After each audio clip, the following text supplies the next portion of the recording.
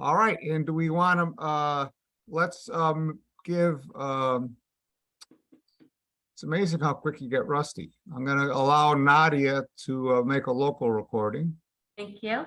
If she'll stop moving around in the list. Great. I want to note we have an updated agenda as well. I know that. Great. I always, let's see.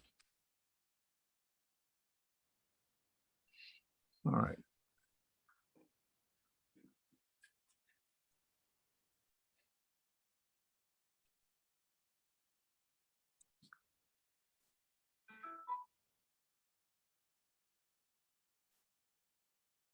Make co-host, allow to record to local files. Give it a shot, Nadia.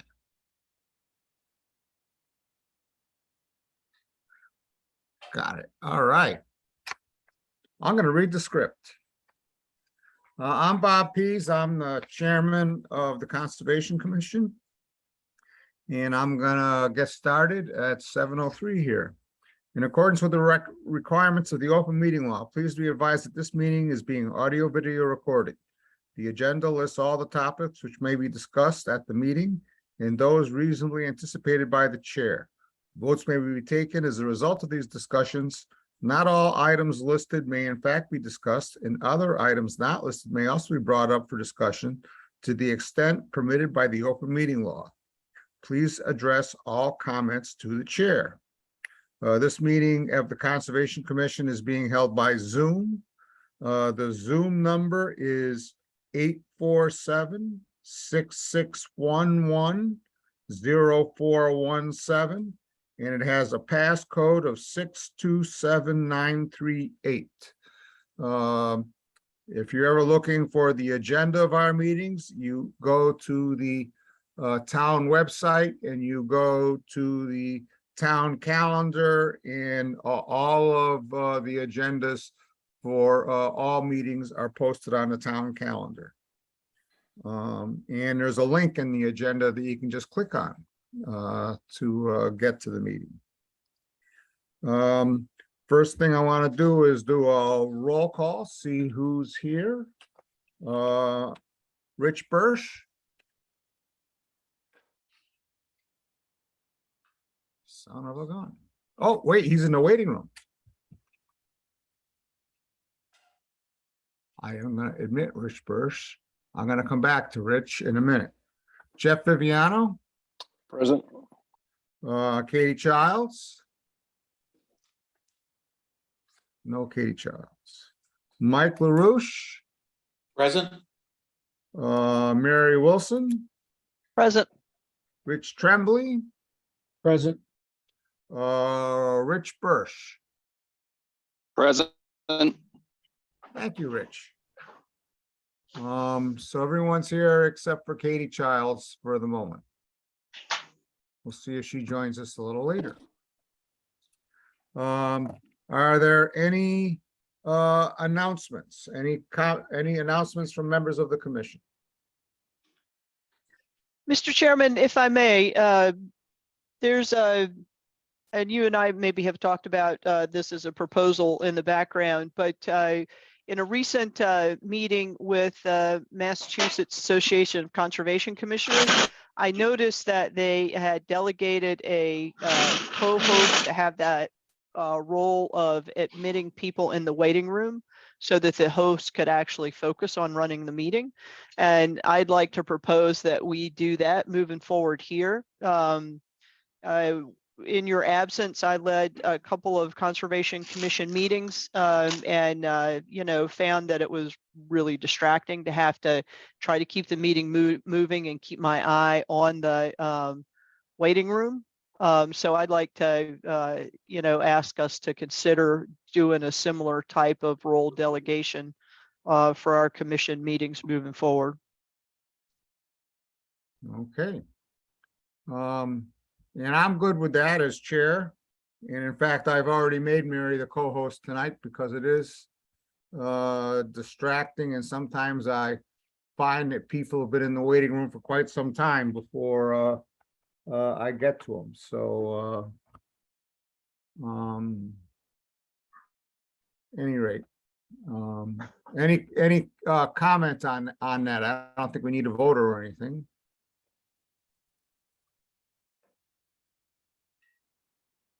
All right. Any public comment from members of the commission?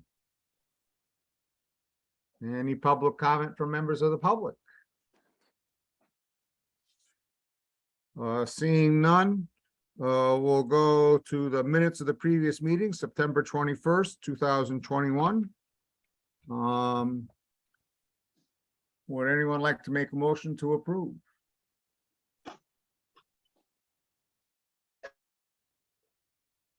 Mr. Chairman, I would make a motion to approve.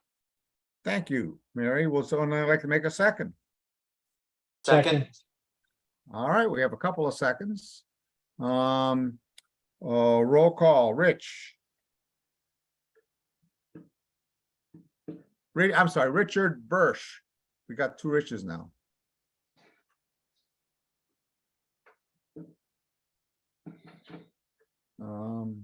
Rich does not appear to be muted, but I didn't hear him. Jeff. Aye. Katie's not with us. Mike, Aye. Mary, Aye. Richard. Aye. We'll go back to Rich, in case he's with us now. He might have stepped away. And I for myself. So the minutes are approved. Appointments. It says here 7 p.m. Girl Scouts, and I see we have someone here from the Girl Scouts, but I thought they were going to defer. But let's see. The Girl Scouts are muted. If they want to unmute themselves, if they wanted to speak now, they're more than welcome to. And if not, that's okay too. Rich, are you with us now again? Yep. Yeah, having a few internet issues, so hopefully I've got it fixed. All right, thanks, Rich. We approved the minutes without you. That's all right. I wasn't there anyway, so. Okay. Well, I watched every minute of it, so I voted for it even though I wasn't there. Let's see. Girl Scouts. With the girl person identified as Girl Scouts, would you like to say anything? Hi. We have a presentation. Should we do it now? Absolutely. Okay, we need to be the host to share our screen. No, you don't need to be the host, but I'm going to allow you to share your screen in just a second. All right, so now you can share your screen. Okay.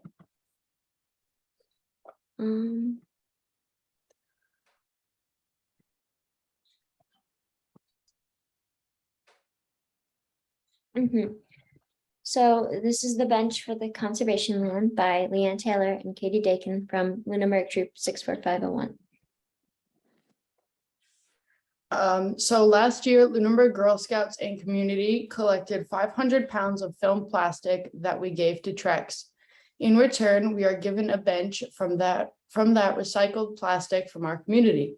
We considered many other locations in town, but decided the Red Trail or Dinosaur Trail at the Lane Conservation Land was best. This is the map of the Red Trail. We have 4 locations on it that we're considering putting a bench on. So our first site, the pros are it's handicap accessible, as well as it has a nice view of the Mulpus Brook. And the cons is that it's prone to vandalism and theft, and it is also near a parking lot, and the bench may not get used as much.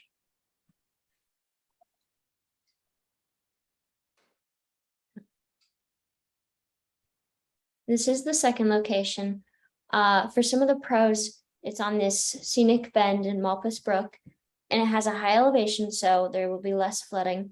But the cons are the distance makes it harder to transport, and there's no tree to secure it to.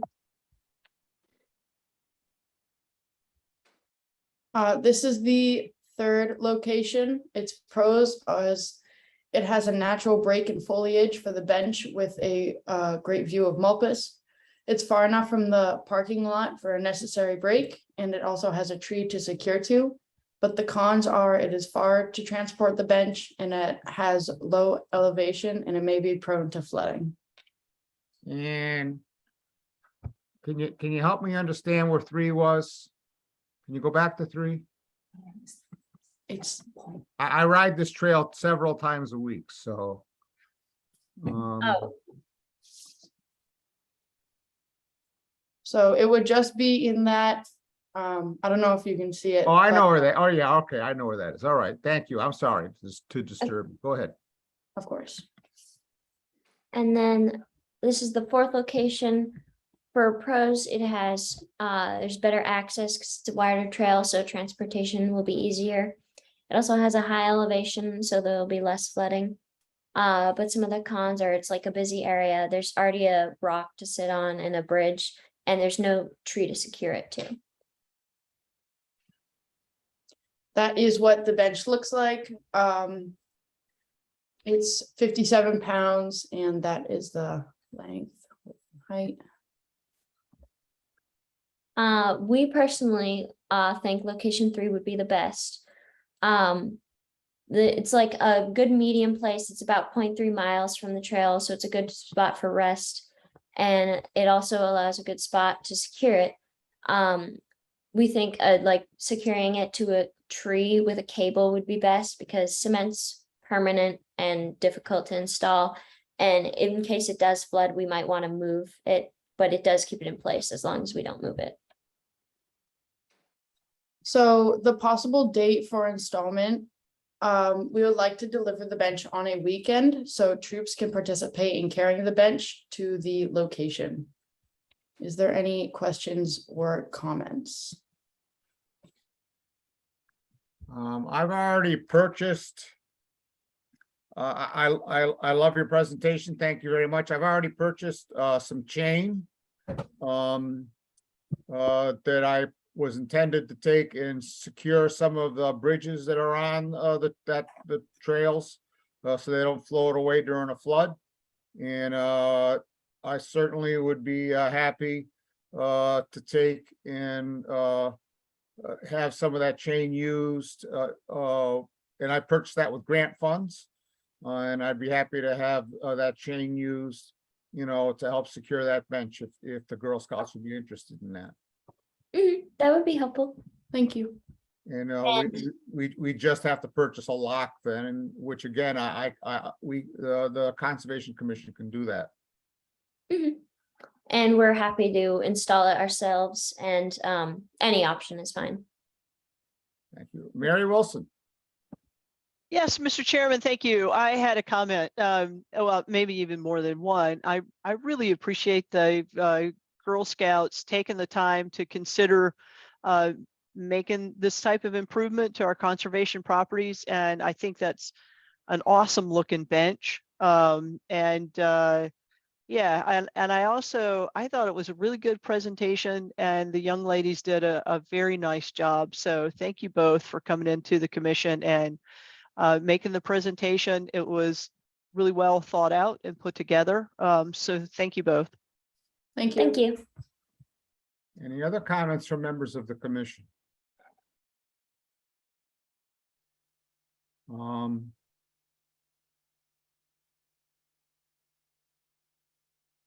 Does anyone feel we need to have a motion to approve the placement of the bench there, or can we just tell them go ahead? I personally don't see the need for a motion, but if any members feel like it's right or the right thing to do, or if they want to make a motion of appreciation, that'd be great. Mr. Chairman, I would maybe recommend that we go ahead and do a vote and then, you know, it formalizes the approval. So did you make a motion? Are you making a motion? And I would like to make a motion to approve the bench installation as recommended by the Girl Scouts in their presentation. There's a second. All right, we have a second. Roll call. Rich, we're going to use Rich for Rich Birch and Richard for Rich Tremblay. Rich. Aye. Jeff. Aye. Katie. Katie's not with us. Mike. Aye. Mary. Aye. Richard. Aye. And I for myself. Thank you so much, young ladies. Thank you. All right. New public hearing. Pursuant to Mass General Law, Chapter 131, Section 40 is amended, in the Town of Lunenburg Wetlands Protection Municipal Bylaws, a public meeting on a request for determination of applicability by the Lunenburg Water District for replacement of a water main at 1205 to 1479 Mass Avenue. Before we open that hearing, the Lunenburg Water District submitted a request to waive notification of abutters along this stretch of road. They're working in the middle of the road. And so, Mary, Nadia, do you have that request for a waiver? Yep. Sure do.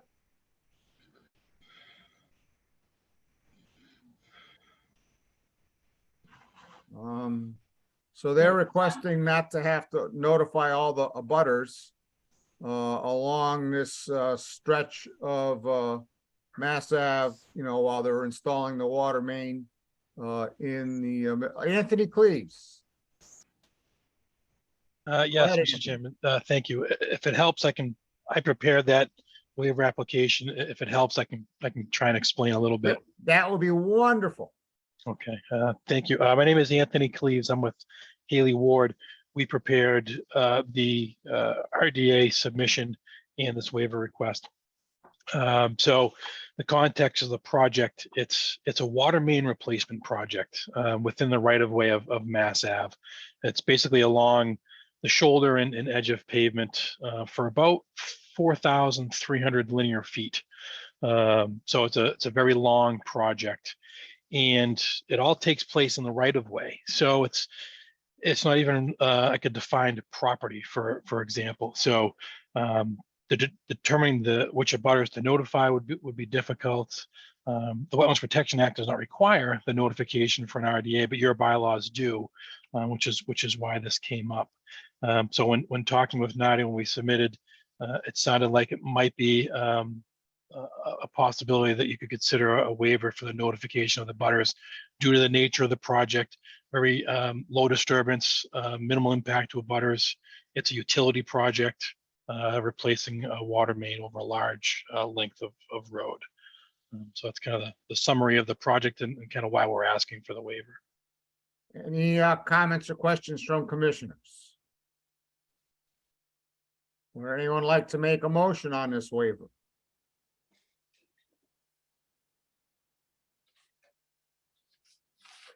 Mr. Chair, I'd make a motion that we deny the waiver request. Richard has made a motion that we deny. Is there a second for Richard's motion?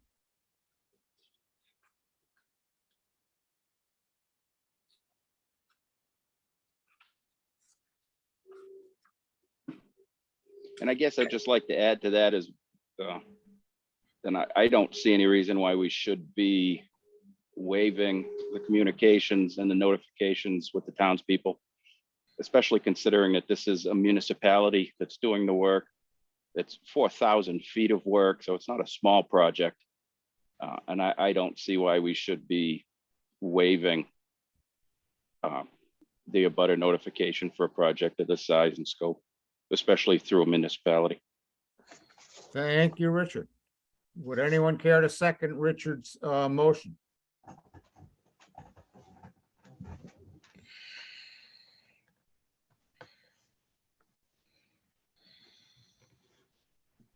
Would anyone care to make a different motion? Mr. Chairman, I have a question. You go ahead. We have discussion. Go ahead. Yeah, so do we have any precedents one way or the other with regard to waiving notifications of abutters for municipal projects? All I can tell you is I've been on the commission for a little more than 6 years now, and I don't recall that we've ever waived the abutter notifications before for an RDA. Thank you, Mr. Chairman. Anthony Cleves. I'll just, have you had a project, a linear project all taking place within the roadway, similar to this, where it doesn't have a defined property necessarily? Um, I'm not sure. I'm gonna call on Richard Bursch. I just wanted to add to Mary's question. We have in the past negotiated notification, but we have never eliminated notification. We've had people that have hand delivered notifications. In the case of Hickory Hills, they still had to notify all of the landowners, which they do have the mailing list for, but we have never just outright eliminated the notification process. Thank you. Thank you. I'm gonna call on Mary Ann DePinto. Thank you, Chairman. A suggestion is, what if there's a portion of the project that is in the buffer zone to a wetland, to notify just the abutters within 100 feet of the work that's taking place near a wetland? Maybe 2/3 of that water line is nowhere near jurisdiction. And that's a good point. Which, reduces the, reduces the burden, the notification burden. I go ahead, Anthony.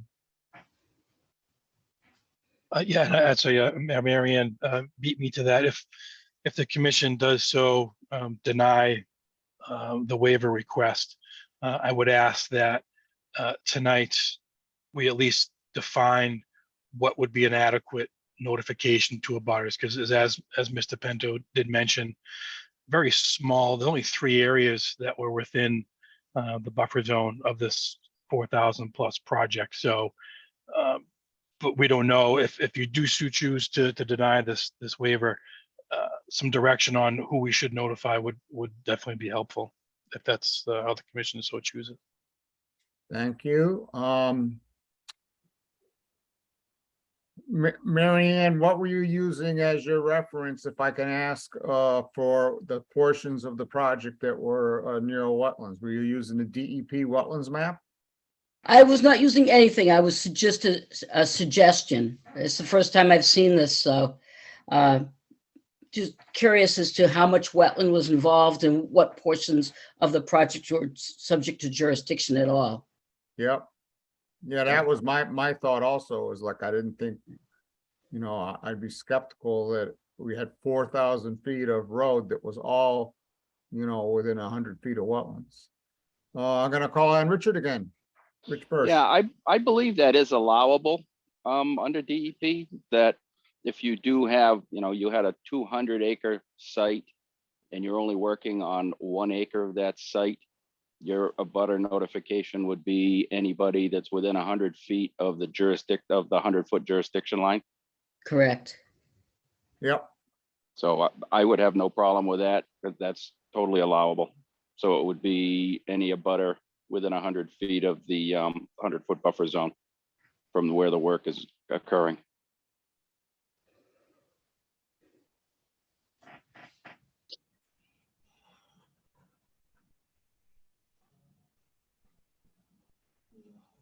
And so, Mr. Cleaves, can you tell us about this diagram you're sharing with us? Or, I'm sorry, Nadia, can you tell us about this diagram that you're sharing on the screen now?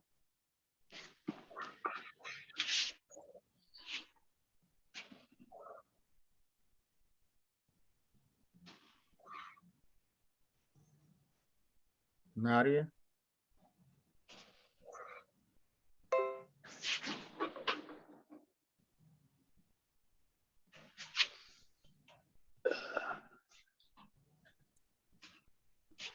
I'm gonna ask, oh, there we go. Hi, sorry. This is just what was submitted by the applicant for the wetlands areas. There's one other wetlands area. And so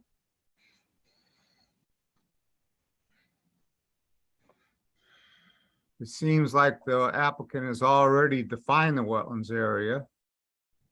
The portions of the project that are near wetlands. And, you know, we have no jurisdiction if it's not within 100 feet of wetlands. And so really, we should only be looking at the portions of the project that are within 100 feet of wetlands. And we should only, and the butters should be notified if, you know, absent, I mean, no one seconded Rich's motion. No one made a competing motion to approve the waiver. You know, with a lack of action, the waiver is not approved. You know, if there's no motion on this, the waiver is not approved, and we really can't hold this public hearing tonight because the abutters haven't been notified. It would be my interpretation of, you know, how we should proceed. I would Bob, agree we'll with make a that motion we assessment. approve. I'm sorry, Jeff, you were saying something? I'll just make a motion that we approve the waiver to see if there's any support. Okay. Is someone going to second Jeff's motion?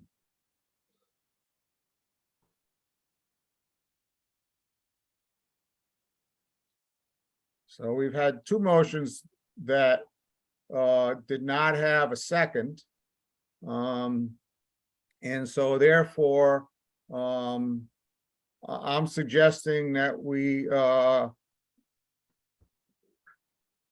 Can I make a comment, Mr. Chair? absolutely, I would love to hear from Sure. our administrator. My only comment is that this is, the request, I believe, is just a waiver for the bylaw.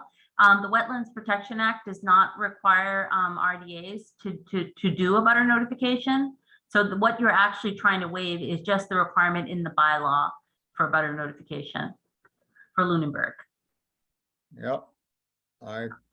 I believe everyone was aware of that, but because you know, that's what the applicant, you know, Anthony Cleves, you know, pointed that out in his introductory remarks.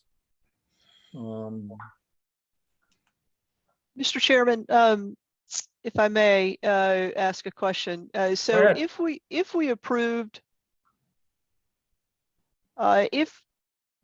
if we approve the, yeah, I'm trying to think, I'm thinking in negative logic, sorry. So if we wanted to allow or require notifications for abutters in our jurisdiction area, then we would probably want to go back to Richard Bursch's motion. Is that, am I understanding that correctly? Well, you know, he made a motion to deny it.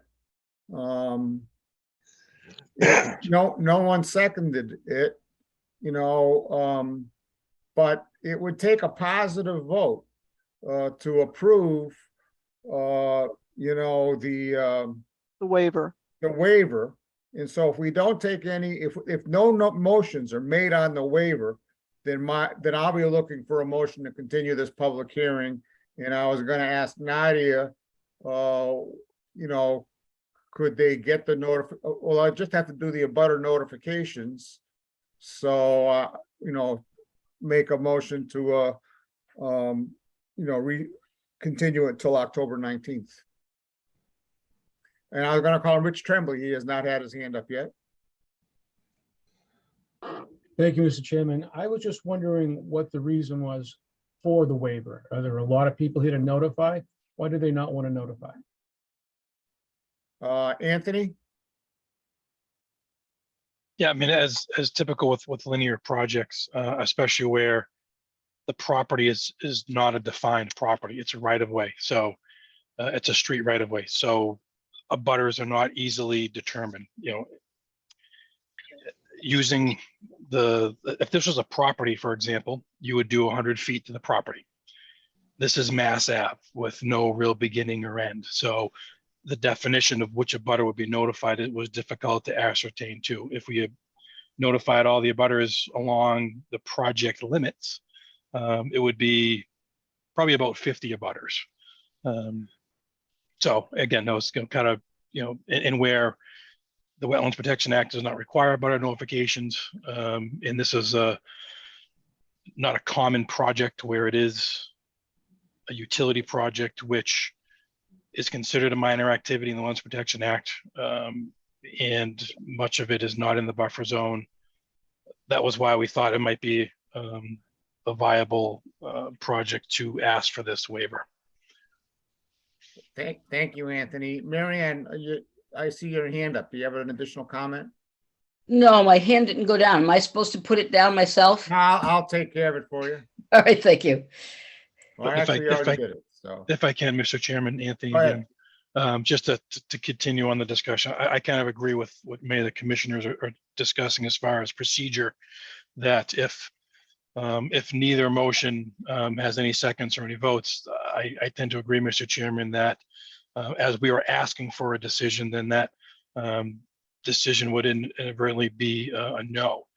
In that being the case, before we continue on, and if you do go forward and putting us on the next agenda, we haven't opened the hearing, so it's not necessarily a continuation. We'll just be rescheduled for the next meeting.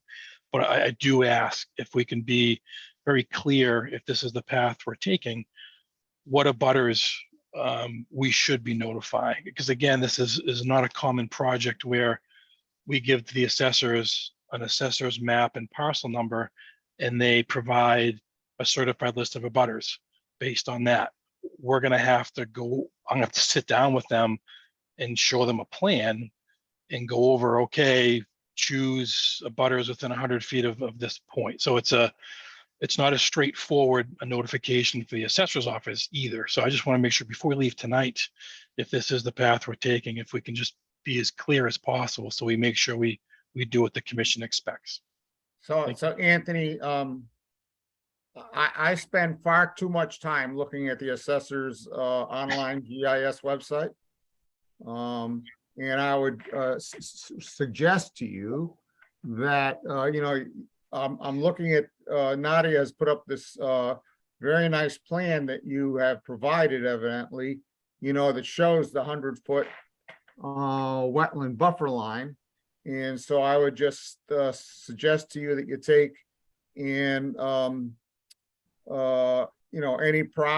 any properties that are, you take and you look at the assessor's website, and any properties that are in the 100-foot, within that 100-foot buffer line, on these plans you submitted, that you notify them. Mr. Okay, yeah, Chairman, sorry. I would like to make a motion that we reject the no waiver application and require abutter notifications for any abutter that is within the 100-foot buffer area. Do we have a second for Mary's motion? Bristol second that. All right, so we have a motion and a second. Roll call. Rich, Aye. Jeff, Aye. Mike, Aye. Mary, Aye. Richard. Aye. Aye for myself. Any questions, Anthony? Yes, sorry. Sorry to ahead. belabor this, but the way I heard Ms. Wilson's motion was to notify any abutter within the 100-foot buffer zone.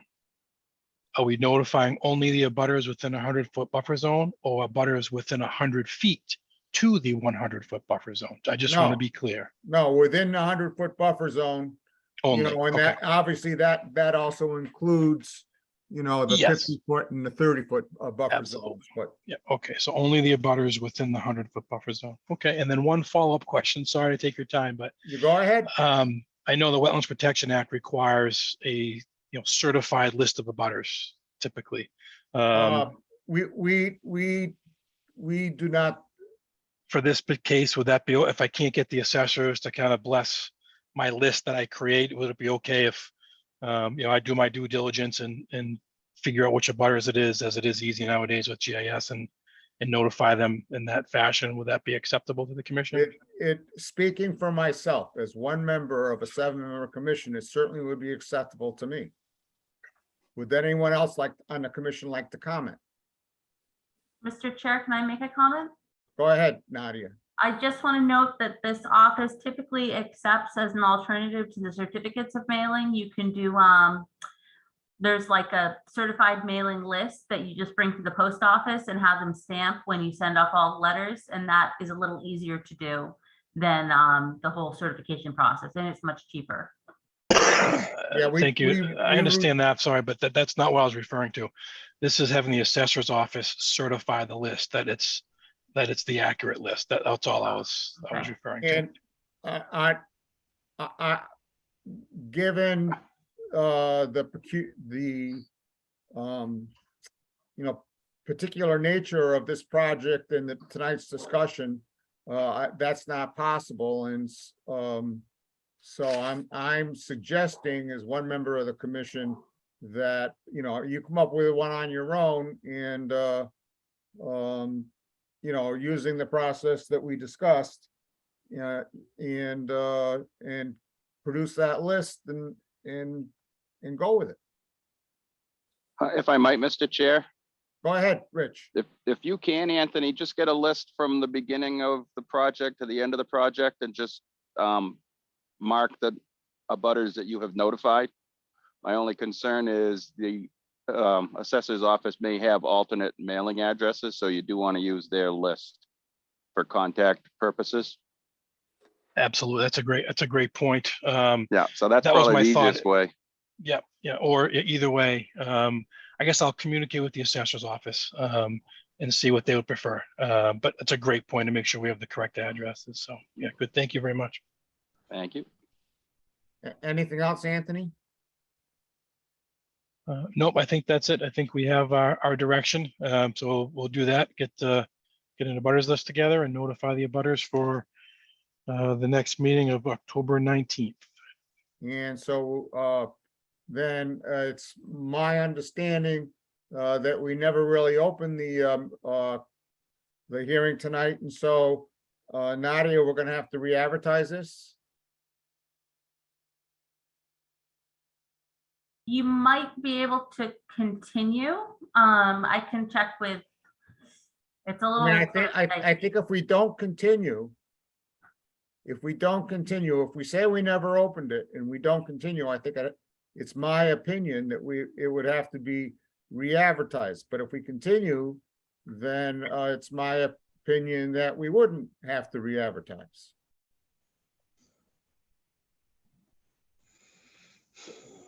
If I can, Mr. Chairman, Go ahead, Anthony. in the thought of being conservative, where the waiver for abutter notification was denied, abutters were then not properly notified.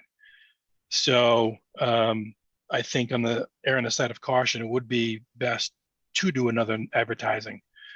Because if you were to continue a meeting, typically, yes, you don't have to re-advertise, but hearings, the abutters would have been properly notified. So they would have been made aware of the first hearing. So Yep. because we didn't get that waiver, they weren't properly notified technically, so they wouldn't even have known to come listen to this meeting. So I think we would need to advertise to be on the safe side. I think you're 100% correct, and I was wrong in my initial thought. Thank you so much. So if there are no further comments, I'd like to move on to our second new public hearing. Anthony, do you have anything else? I'm all set, just to say thank you very much for your time. Sorry to take up so much of your time tonight, but I appreciate it. Thank you very much. You betcha. Pursuant to Mass General Law, Chapter 131, Section 40 is amended. The Town of Lunenburg Wetlands Protection and Municipal Bylaws, a public meeting on a request for determination of applicability by Zachary Paul and Virginia Romaine Vestigo, sorry if I pronounced it wrong, for replacement of a septic system at 10 Maple Parkway, Lunenburg. Who do we have? Let's first of all, let's stop sharing the screen of the last hearing. Thank you, Nadia. And second of all, do we have someone here for this application? Yes, sir. Is that Nick? Yes, sir. All right, Nick, why don't you introduce yourself and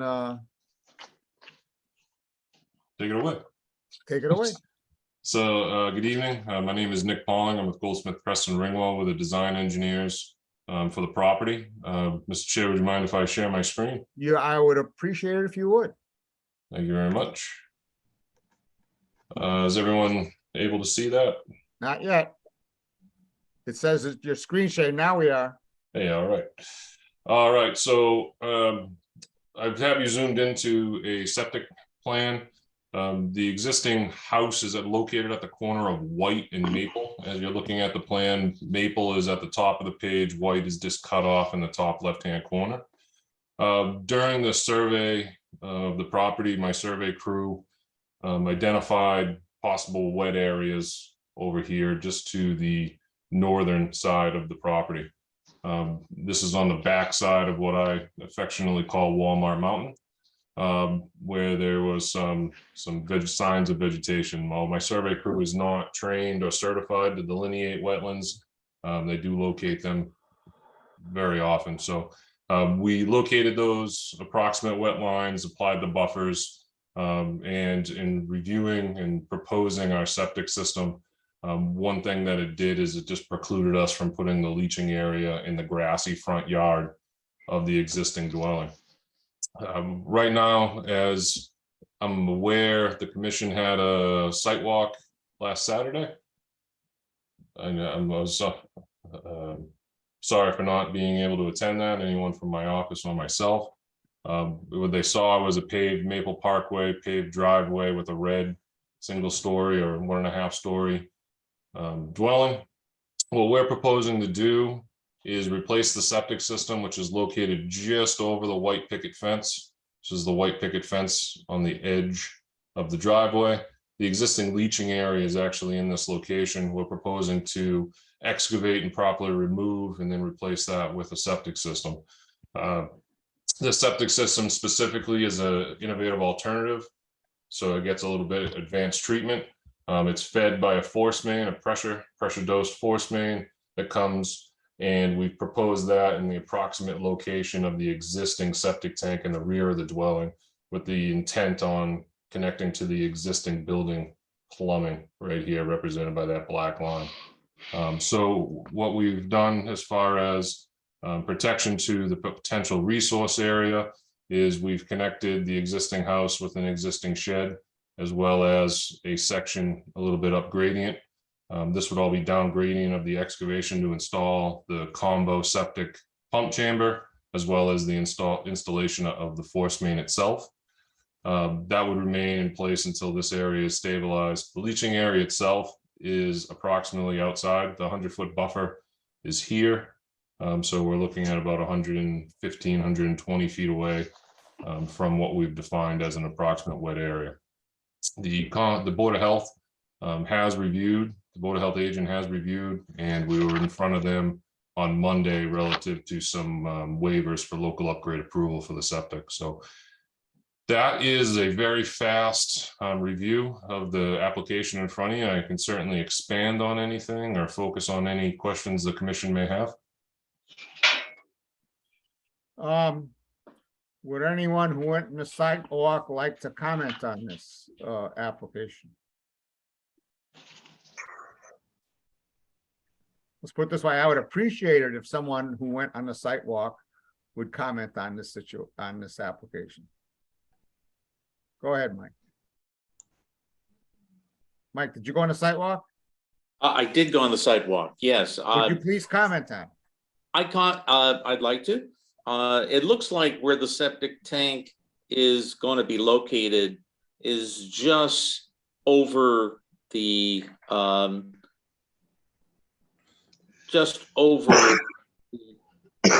the accepted location where we would prefer a septic tank to be, but because it's so close to the house, I don't see another spot where it could be moved to accommodate the fact that it's crossed the buffer in a small location. So that's my assessment. You're sorry, excuse me, Mr. Chair, could I ask a question? Go ahead, Nick. So just you're talking specifically about the 50-foot buffer here in this corner? Yep. Yes. Yeah, so we did think of that. The reason for this configuration is just due to the fact that we actually need two pumps or two chambers, excuse me. So typically in a typical fashion, there would actually be a septic tank here and then a pipe 3 to 5 feet and then a second tank here. So we've actually already tried to limit the footprint by using what's called a combination tank. So this one tank has a baffle in it, and this side will work as a septic tank. The other side will work as the pump chamber. The reason on top of shrinking that footprint, the reason for this orientation is that if we flip this to the other side while maintaining the building sewer, that would put the corners of the septic tank too close to the property line, and we would just need to get additional relief from the Board of Health.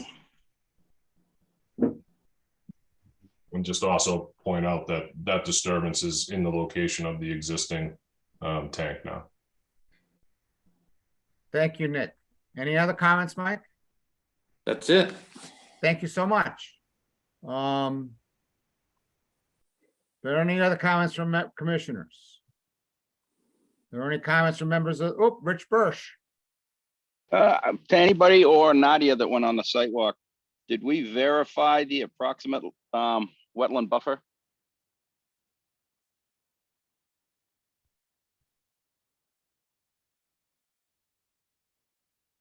Hello? So, Rich, I was on the sidewalk. This is Mary. And there, I didn't see any markings out there of wetland. Other members went farther in the woods than I did. Certainly looks like there's a drainage area back there. But I don't know that there was a clear demarcation of the wetland, at least not to my eye. I'll defer to Jeff or Rich Tremblay, who went farther back in the woods than I did. Mr. And Chairman, I'd also like to hear from Nadia about the delineation of the wetlands. I did pose a question to the applicant after that site walk, which I hope he would speak a little further to tonight about how the wetlands were delineated. So we have not verified the wetland delineation at this point. No Okay. official delineation was occurred. Okay. I have a picture of approximately that was included within the application Mhm. of what that line represents, which was this area was concerning to my survey crew as a wet area. So the change from this matted overleafed area to this vines and change in color of the soil is what was demarcated as the approximate wetland edge that the buffer is applied to. Okay, thank you, Nick. Yep. Second question I have, Nick. When I compare the boundary property lines to the Lunenburg assessor's map, they don't match. Okay. I just wasn't sure if that was a property line you drew in there or what it's supposed to be between, looks like Dupree and the applicant. Here? Yes, that's from the land records. Okay. Yeah, that definitely does not match the mass map or the Lunenburg assessor's map. So I just wanted to make sure that it didn't skew your wetland boundaries. Depending on how, because it's, I mean, the map actually even looks a little bit different than you have a small, then you have the blow up, and they don't match in either one of those as well. The small and the blow up. Yeah, so you've got Yep. the blow up, and then down below the point there, right above the plot plan and a scale. That shape doesn't really even match. It's rotated. So this corner is this corner, and this corner is up here. And then this rounding here is over here. So the boundary that's shown is based on a boundary survey done by my office. Okay. That was anticipation of any of the components possibly being within 5 feet. That would have required per Title V, a professional land surveyor's calculation of the boundary for said relief.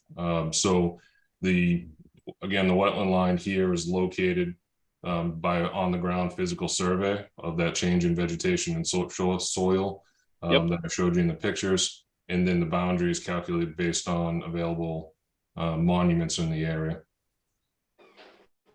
Okay. And the last question I had was, it looks like there's no additional grading needed for either the leach field or the tank. It's very minimal. Okay. So there is some change in grade around the septic tank. You can see these 450.3 elevations. Yep. That it raises, this is a 450. So it's raising about 1/10 of a foot, just to make sure that that change in grade in the back. And then for the leaching area itself, the finished grade is 450.5. This dark line here with the 450 in it is a proposed contour. And that 450 is actually here. So this is slightly coming down. This is a 49 here. Yep. Yeah, it looked like it was pretty flat. So I just wanted to confirm it. We Yes, didn't sir. have really much for grading around there. Just wanted to make sure that we were not missing something there. So No. Okay. Yep. Thank you. Yep. No. So my only concern, Mr. Chair, would be to verify the wetland boundaries. Thank you, Richard. Are there any other comments or questions from commission? Mr. Chairman, this is Mary Wilson. Rich Birch brings up a really good point about the property lines and the property, just the shape doesn't match at all what's shown on GIS. And I'd be happy to share the GIS map if that's helpful. you could do that, Mary, but when everyone else was done commenting, I was gonna make a comment about the frequency of errors in the assessor's online maps. But you Fair know, enough, Mr. Chairman. Yep. And just to that point, Mr. Chair, the applicant did answer the question for what I was looking for, that they were definitely on site and they had done all of the land surveying themselves prior to developing the plan that we have. It wasn't somebody else's data that they just put on the paper. So, because I am aware that the GIS and the assessor's map can be inaccurate at times. Any other comments or questions from commissioners? If nobody else on the commission has any comments, my comments are as follows. One, I spent a lot of time looking at the assessor's maps, and quite often there are inaccuracies in the property lines as shown, you know, on GIS. And of course, if they're wrong in one GIS, since all the GIS deal with this are derived from the same set of data, it's wrong on every online map that you ever look at, because they're all based on the same set of GIS data. And so what happens is, you know, you take and you tell the town assessor, oh, this has to be corrected. You know, they work, you know, and they got it corrected. And then later on, it gets propagated, you know, through all the different online maps that you see. And they all get corrected, but, you know, it takes a while.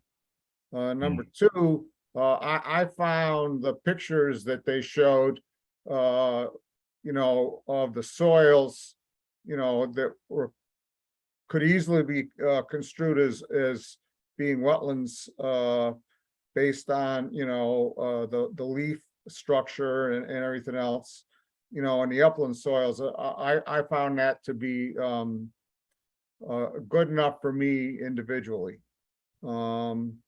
And three, they do have rocks and hard places with the setback, the required setback from the house for the tank, the required setback from the property line from the tank.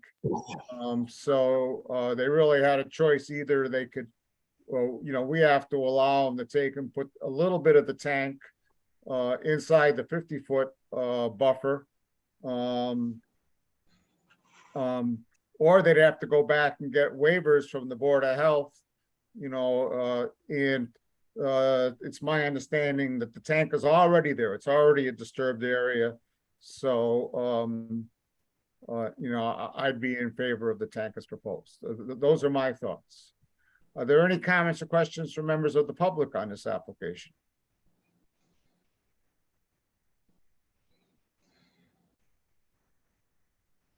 I'm looking for a motion or for Rich Birch. Just wanted to follow up on that. They already have a waiver for the 7-foot setback from the house.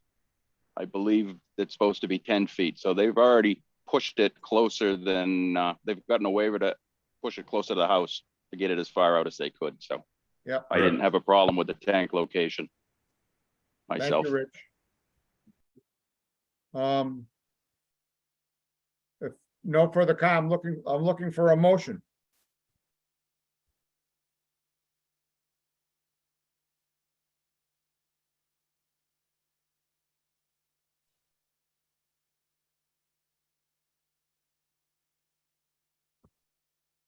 I'll make a motion. We approve as designed.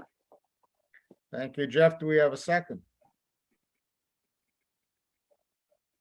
Richard will second that.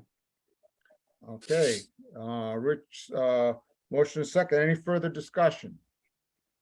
Roll call vote. Rich Birch, No, unfortunately, with just approximates for the wetlands delineation, the wetlands location, I don't think this is a completed application myself, so I'm going to vote no.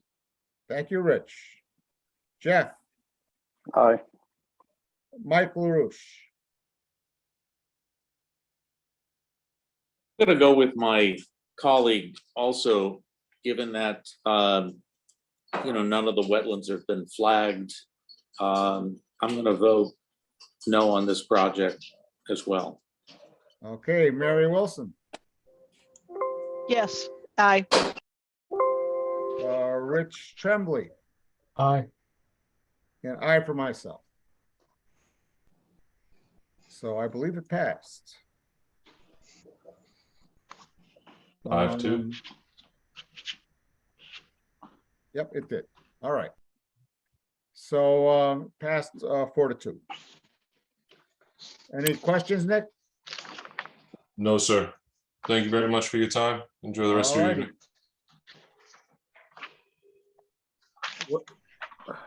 Continue public hearings.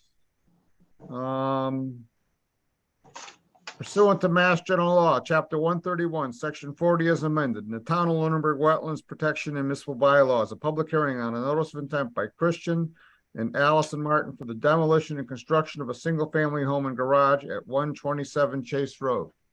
Do we have a DEP number for this yet? Not Yeah. yet. We do as of this afternoon at about 4 p.m. Excellent. And what were their comments, if any? No comments. That's what I was expecting. And so this is a notice of intent for the demolition and construction of a single-family home and garage. I watched the hearings last week. Does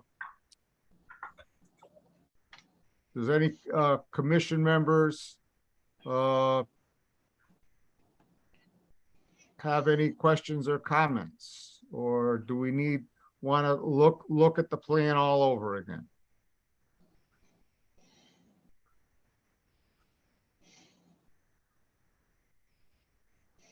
Do any members of the public have any questions or comments?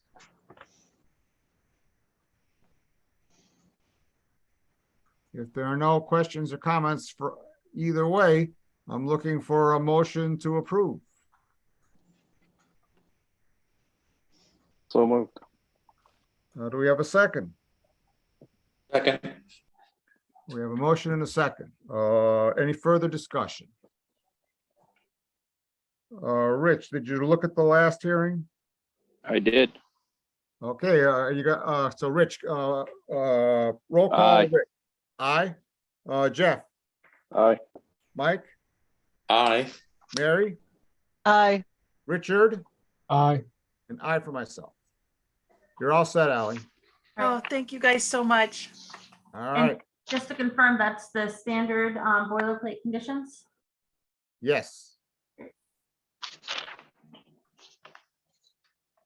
Pursuant to Mass General Law, Chapter 131, Section 40 is amended. The Town of Lunenburg Wetlands Protection and Municipal Bylaws, a public meeting on a request for determination of applicability by Nicholas Pirro for reseeding and associated grading within a wetlands area at 408 Electric Avenue.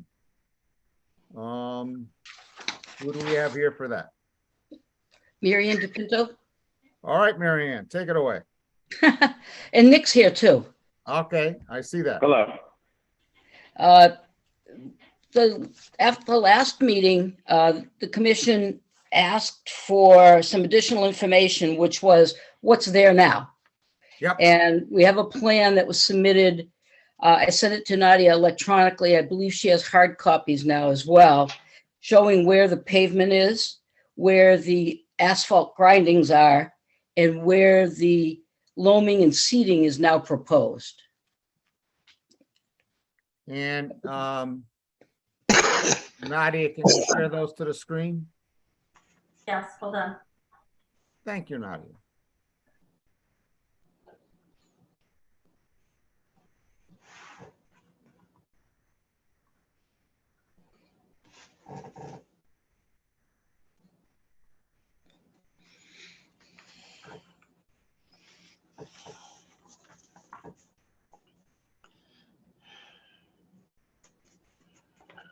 Hey, Bob, while she's doing that, Yep. I just noticed 10 Maple Parkway was an RDA, not a notice of intent. So I think that should have been a vote for a negative determination. Is that correct? Yeah. Yes, it should have been. We're gonna go back and redo that after this. Okay. Thank you. Jeff, Okay, you can see the bituminous concrete, the pavement. And then the lighter gray color is the regrinds in front of the existing garage. And then behind the garage, where the disturbed soil is and around along the vinyl fence and the gas station, all loam and seeding to stabilize the area. okay. Thank you so much, Mary Ann. Are there any comments or questions from commissioners? Are there any comments or questions from members of the public?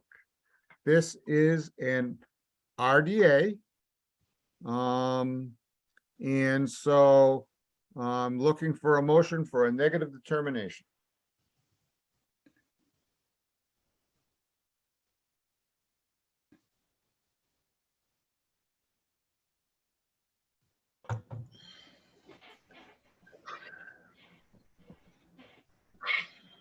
Mr. Chairman, I have a question.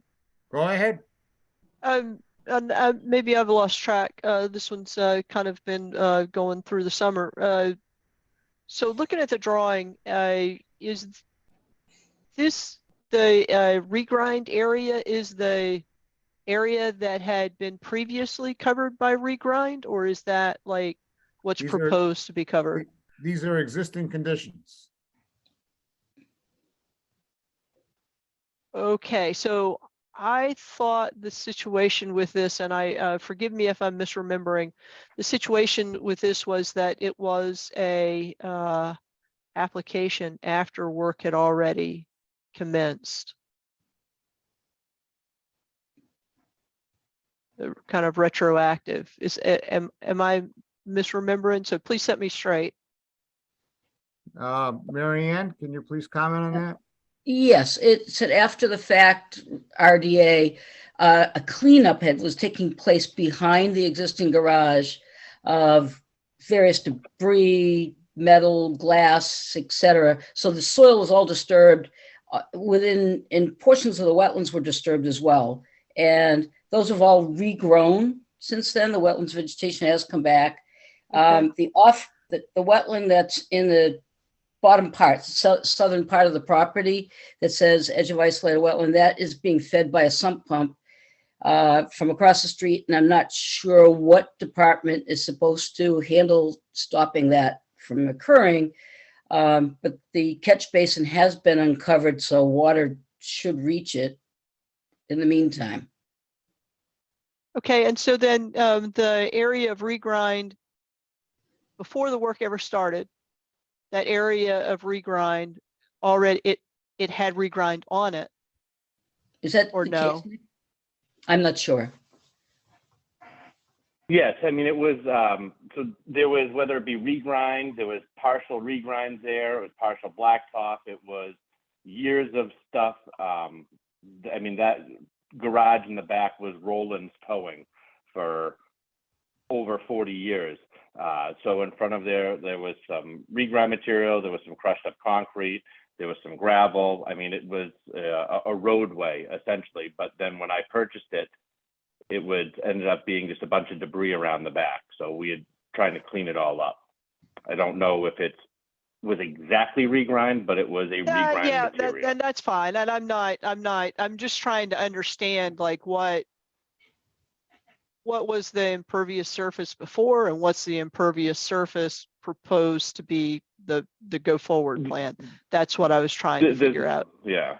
There's not a big change. If you look where the existing catch basin is, what had happened was from years of the neighbor plowing, they had plowed up sand and rock and everything, and it was blocking the catch basin, and the town had not maintained it for years.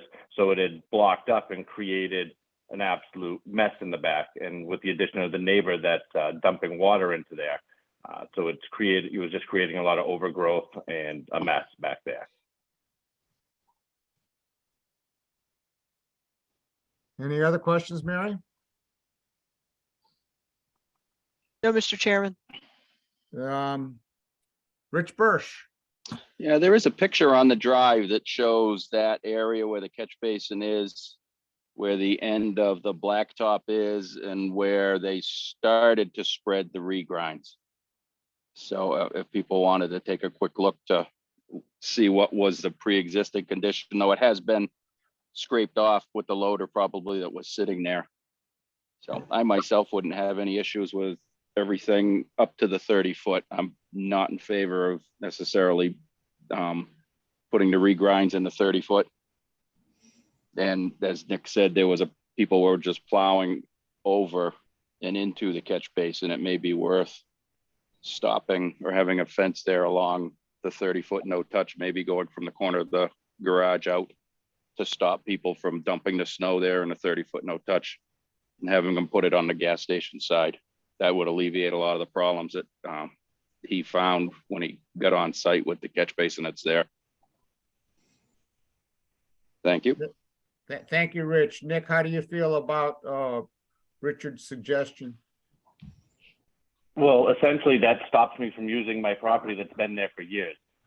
If putting up a fence to block off property that I've been able to use, I mean, the back of that building used to be used for parking cars, and the wetland that Rich is talking about would essentially not be there if somebody would stop the neighbor sump pump from dumping in there.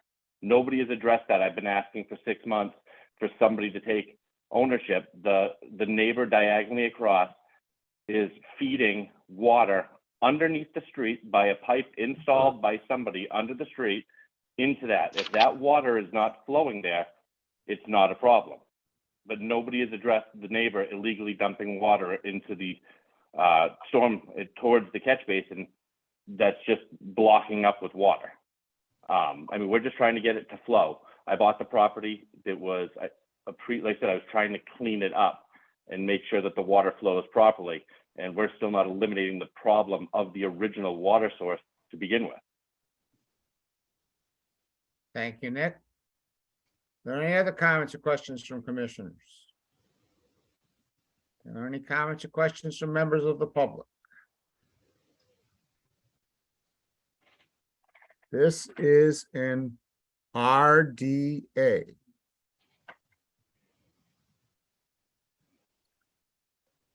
And it's been going on for quite some time.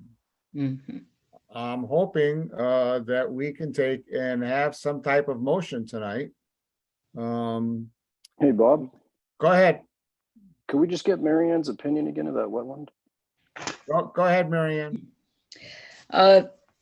Yes, when I went out to the site the very first time, while I was standing there, I saw the wetland vegetation. And while I was standing there, there was a gush of water that flowed from under the street into that wetland and down towards the catch basin, but the catch basin wasn't picking it up. So it was generally backing up in that area. Would the wetland continue if that sump pump stopped? It would be a heck of a lot smaller, if nothing else, and off-site. So that area also is highly disturbed to begin with. There's, again, because of the plowing, but there's piles of soil beyond the edge of the area that's saying regrinds. So that's going to be loamed and seeded. Okay, thanks, Mary outside Ann. the wetland. Any other comments or questions from members of the commission? Is someone willing to make a motion on this RDA?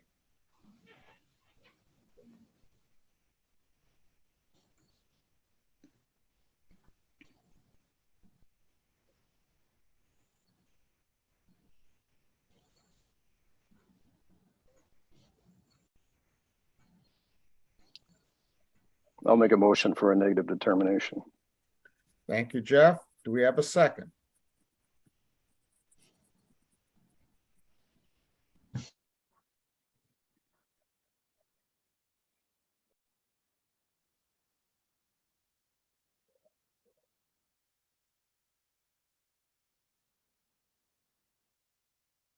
For the purposes of discussion, I will second it. I don't like to do this, but I'm going to. Further discussion. Rich Tremblay. Sir. Oh, well, Thank you, Mr. Chair. I just want to confirm that area around the catch basin that is within that 30-foot no touch, that was regrinds before. This is nothing new that we're doing. Is that correct? Nick and Mary Ann? So that, I mean, the town of Lunenburg put that catch basin in. I can't determine when, I mean, that basin was put in a very long time ago. And there was parking. So like I said, I don't know if the material was actual regrind or if it was a gravel or if it was a graded base. But this property was being used as a tow yard by Roland Trank and his family for 40 years. So the material that was there was hard packed and able to be driven on. You know, it wasn't like it was a grassy vegetated area. I don't think the town would have put in a catch basin in the middle of somebody in the woods without anything sloped to it at that point. I mean, I would imagine, like, if you guys would have seen the amount of car parts and tires and trucks out behind there, there's no way that all of that stuff would have gotten there without driving it there. So like I said, to answer your question, sir, I can't tell you if it was actual regrind blacktop, but it was a material that was hard packed enough to drive trucks on. Thank you. If there's no further discussion, I'm going to do a roll call vote. Rich? I would be in favor if of everything outside of the 30-foot no touch and revegetating the 30-foot no touch. Thank you, Rich. So that's not part of the motion. So is that a no? As presented, the motion, no, I would not be in favor. Thank you, Jeff. Aye. Mike LaRouche.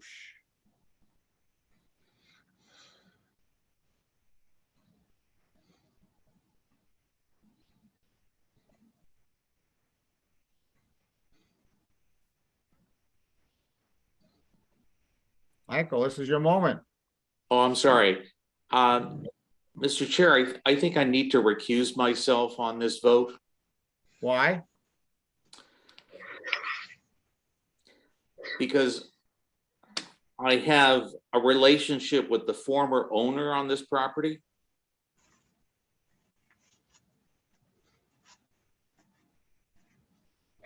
Okay, Mary, No. Rich, Aye. I for myself.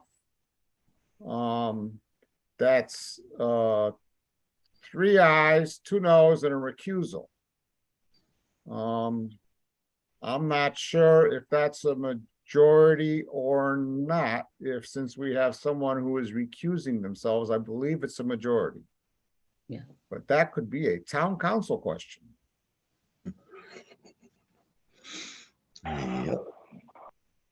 Mr. Chairman, I'm aligned with Rich Birch on this. I would be more inclined to approve a motion that would not have impervious paving of any kind over the 30-foot no touch zone. And I would be in favor of revegetating that anything within the 30-foot no touch zone. Thank you, Mary. If I might, Yes. Mary. Well, before you go, Mary, Mary, it's my personal opinion that this goes under the category of no good deed goes unpunished. You got a property owner, bought a property, he goes to clean it up, remove junk in the back. Somebody says, oh, they're working behind there, so he's got to file an RDA. He files an RDA, and RDA is supposed to be something that you can do in one night, no big deal. He's come and I think he's had at least 4 or 5 public hearings. Yeah. We had him do engineer drawings, which we don't typically do for RDAs. It really isn't consistent with the intent of what an RDA is. It's punitive to take somebody, they've been using that for parking all along, and now because he was cleaning up in the back, we're going to take now and tell them, oh, you can't use that for this, been used for 40 years, for parking. It's got all gravel and, some kind of thing. And you're going to tell them, no, not now, we have to take and you have to vegetate that when it may not even exist. If, the person across the street was dumping the water there. That's how I feel about this application. Nick Pirro. Yes, sir. I mean, with all due respect, I do have a couple of questions. The property line directly next to me with the gas station paved directly up to the edge of this so-called isolated wetland on the top side of that property. The person on the other side of the street is refusing to stop the water, and no one wants to help me stop the water. If this is a wetland and it's so important that it gets revegetated, then it should be of the same importance of the councils to help stop the flow of the illegal discharge into the so-called wetland. It just seems like I'm the only one being held accountable for trying to clean up an area here. And I'm asking for some help here. I've done nothing but clean up and improve it and be a good neighbor and try and clean up the property. I get along great with the previous owner. He was the one who told me that the town actually installed that catch basin, and he's the one that told me a contractor for the town installed the pipe that's illegally discharging the water underneath the roadway. But nobody now knows who did it. I mean, I guess it's irrelevant who installed the pipe, but the fact is that there is an illegal, if this is a wetland, then that is an illegal discharge into the wetland that I've brought up multiple times, and I've asked multiple people within the town for help. And no one wants to help me stop this water. Okay. So if it's not a wetland, then we don't need to stop the water. But if it is, and I need to change my pavement and all that stuff, then they should be just as concerned about stopping the illegal discharge. That's how I feel about it. I'm very frustrated. I apologize, but this has been going on for months and months and months. And you are right. An RDA should have been either positive or negative, and then it would have been a notice of intent after that. But at this point, it's just getting dragged along and keeps getting continued, and it's getting extremely frustrating. Thank you, Nicholas. Well, we already had a vote. The vote was 3-2 to abstention. I believe that passes because there's 5 people participating in the vote. And so, because it's as if the person who abstained, wasn't here. Yeah. So, it is not part of the quorum. So, who recused himself. He didn't abstain, he recused himself. So, I believe it's passed, and I believe you're all set. I will be checking with town council on that, but I believe you're all set. Okay. Sir, could you point me in a direction of somebody that can help with that water flow? If we are determining that this is a wetland, then that is illegal by Mass General Law, correct? I do not know, Nadia, we brought that up at the last town council session. Do you remember what he said? Or Rich? Both Rich and Nadia were there. Richard, rather.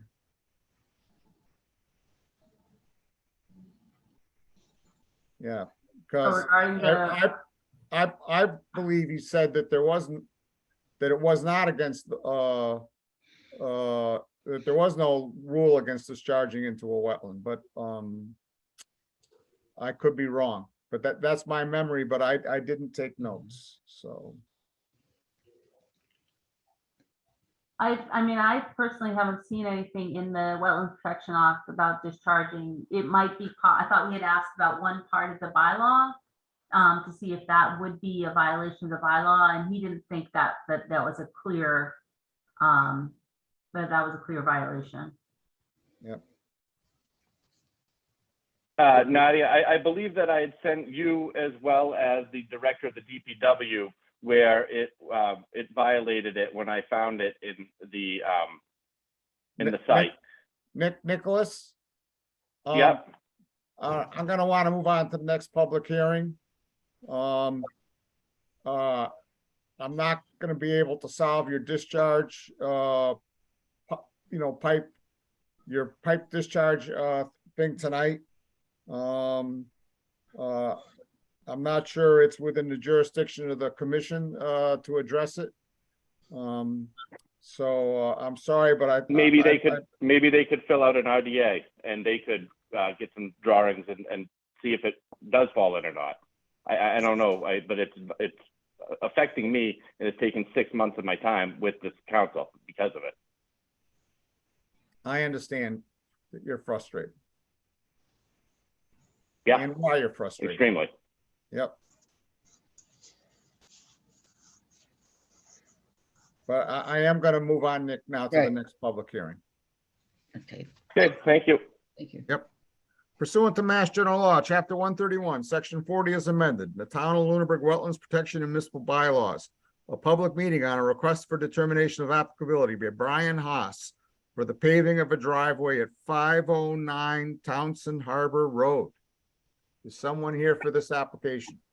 And can we I have stop? an email from Mr. Haas requesting a continuation till the November 2nd meeting. Till the November 2nd meeting, so a month from now. Yes. Mm-hmm. I'm looking for a motion to continue. What was the reason? They are still waiting. He's waiting for the engineer drawings from Hannigan Engineering, and they're kind of backed up at the moment. So I think the drawings at this point are made, but they haven't been reviewed and stamped by the engineer. So he just hasn't, it's not, doesn't seem to be big. I mean, everyone's backed up at the engineering firms at the moment, so. Okay. So I'm looking for a motion to continue until November 2nd. So moved. So move. All right, we have a couple of motions. We'll call one of those a second. Roll call, Rich, Aye. Jeff, Aye. Mike, Aye. Mary, Aye. Rich, Aye. Erd, and I for myself. Pursuant to Mass General Law, Chapter 131, Section 40, and Lunenburg Wetlands Protection Bylaw and Regulations as listed in Chapter 239, a public hearing on a notice of intent, DEP number 208-1265, by Fitchburg Landowners LLC to construct a 367,000 square foot warehouse and distribution facility with parking and stormwater controls at 260 Falula Road. So Nadia, are we continuing this? Is there someone here for that? They have also requested a continuation till the November 2nd meeting. Okay. So I'm looking for a motion to continue So moved. to November 2nd, the date certain. Do we have a second? Second. Thank you, Jeff. Roll call, Rich. Rich,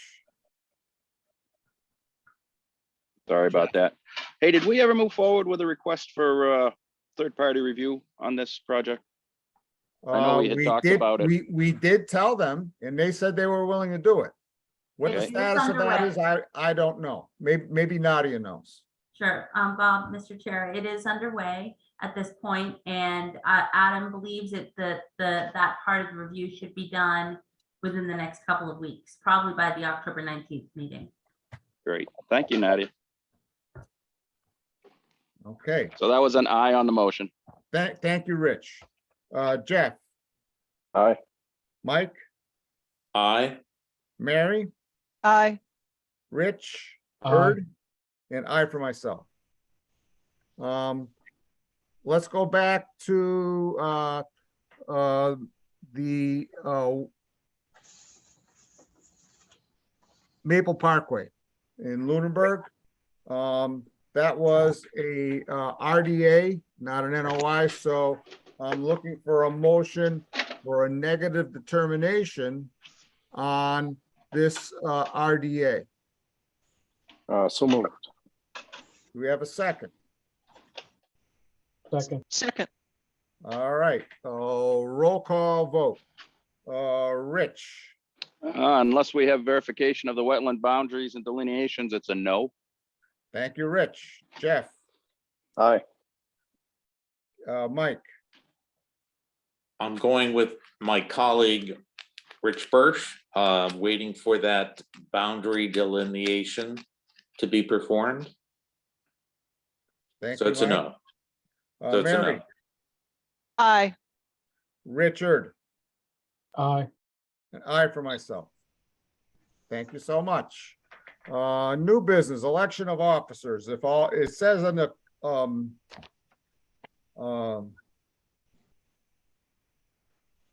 it says on the agenda, if all Agenda. members participate.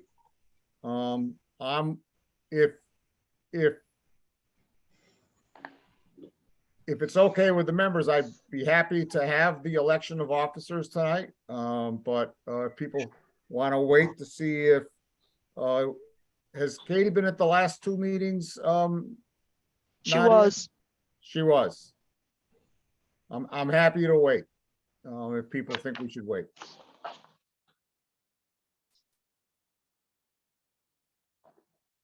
I would say let's wait. All right, Just we'll to wait. make certain we have full, transparency on everything. Yep.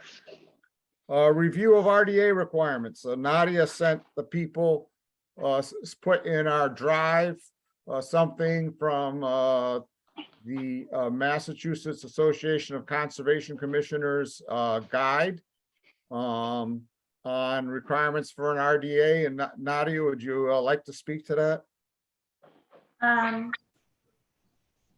Let's see, sure, I'm happy to. I can share it as well.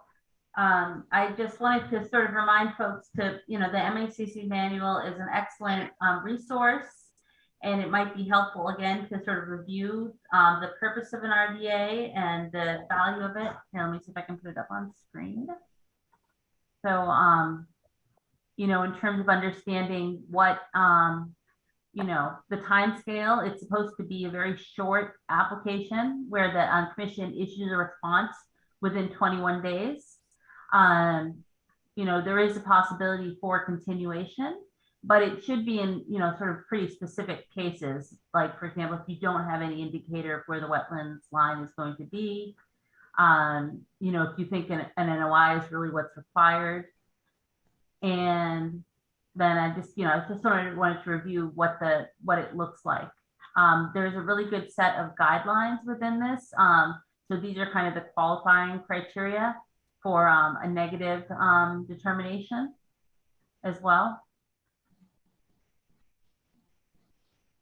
And so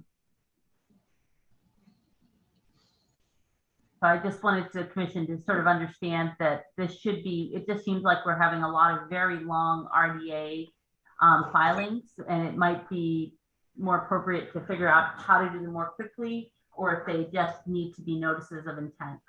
Typically, we don't require applicants to make an engineered plan, for example, for an RDA. That's typically something that's required for a notice of intent. Thank you, Nadia. Any comments or questions about RDA standards? Yeah, Bob, could you give us an example of one that we may have taken too far?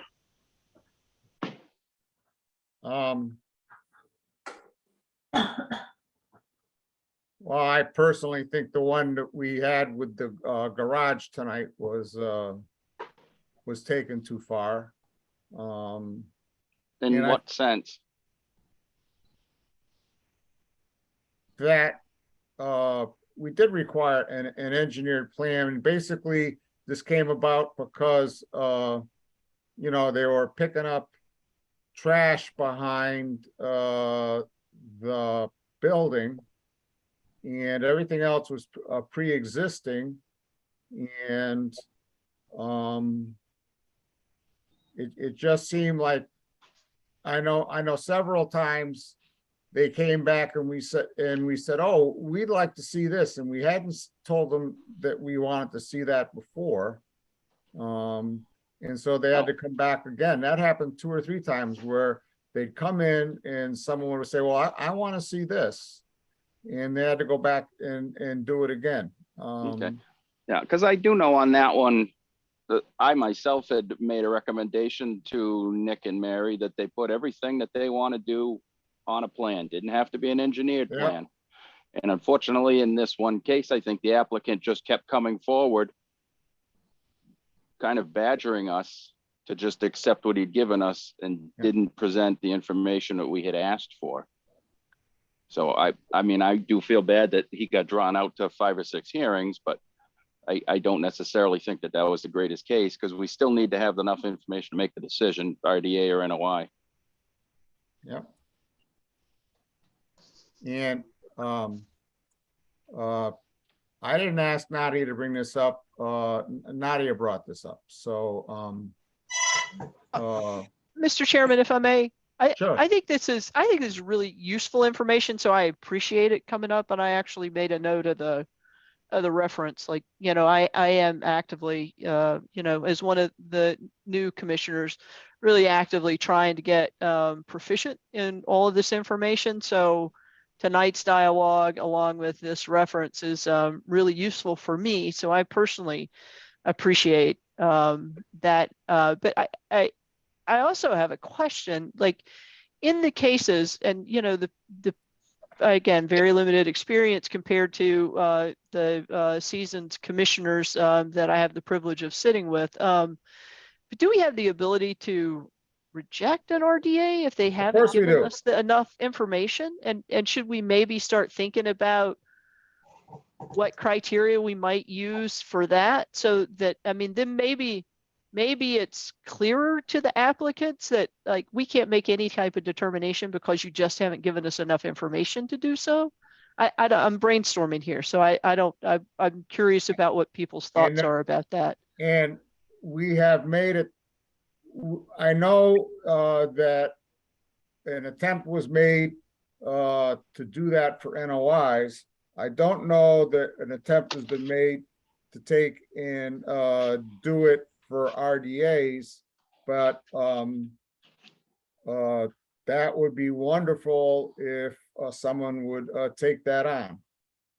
Because it won't be Nadia because she's leaving. So, you know, and the new person, when we hire a new person, you know, they're gonna take a while to get their feet on the ground and figure out which way is up. So, but I love that suggestion, Mary. I think it's a great one.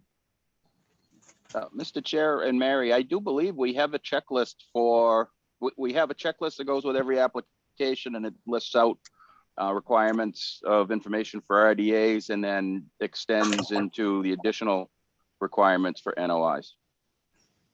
And you may well be right, Rich.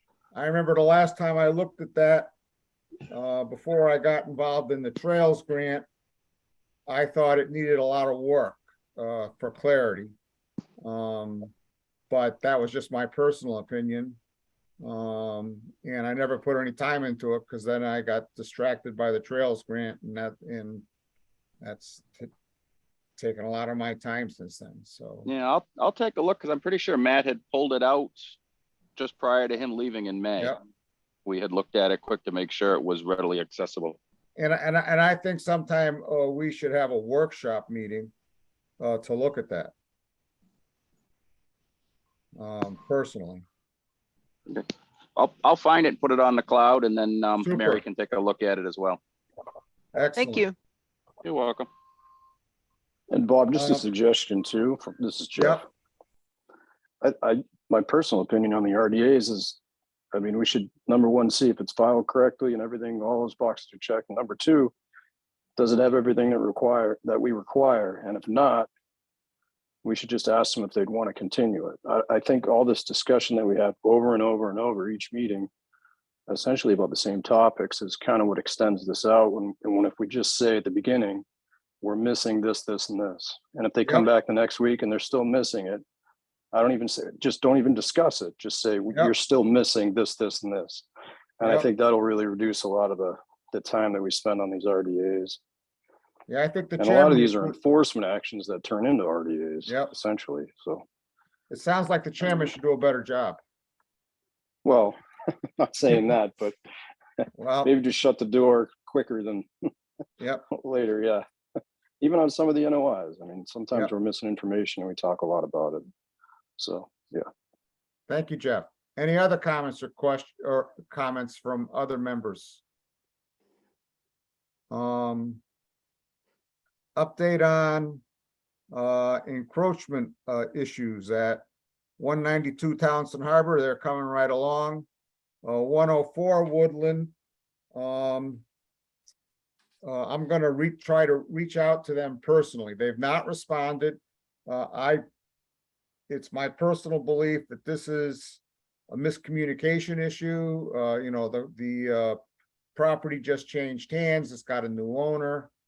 And I'm going to try and reach out to them personally. I'm trying to obtain their contact information. If I can't get it, I'm going to just walk up and knock on the front door on a Saturday or a Sunday and try and talk to them in person.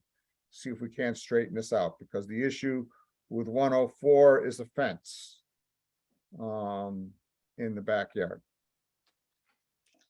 Hollis Road residents, update on maintenance work and reimbursement. Mike, you got anything on that? Yes, I do. Julie Bellevaux sent me a notification that she was sending the contract to Ben in order to fill in the contract for the window project that was approved. J&R Glass provided the low bid, and so they're in the midst of getting the paperwork ready for that to happen. So Mike, when it's ready, I would ask that you take and you bring the contract to the commission so we can approve the expenditure. Okay. So will Julie send me a copy of that? I do not know. All right, I do have, I called her today, but she was not in.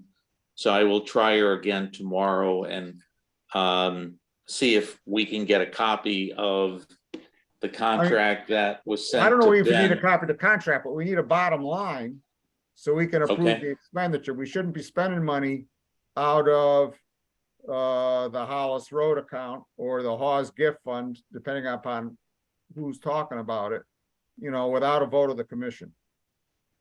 Okay, I understand. Thank you, Mike. Anything all else? right. How about the kitchen cabinets? The kitchen cabinets, we have a number and it's with the vendor to come back to us with a quote.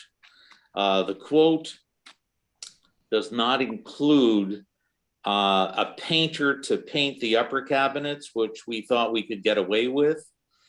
And so I'm waiting back from Dream Kitchens, which is my first quote from them. And I'll give Becky a call tomorrow as she's been in and out, but it's the ball's in her court to provide us with the quote with the numbers that she provided for us. And the other piece on 123 Hollis Road, and it has something to do with perhaps the pollinator habitat. Given we had some issues with the lawnmower this summer, we did get it to operate, but it would certainly be nice for it to be undercover.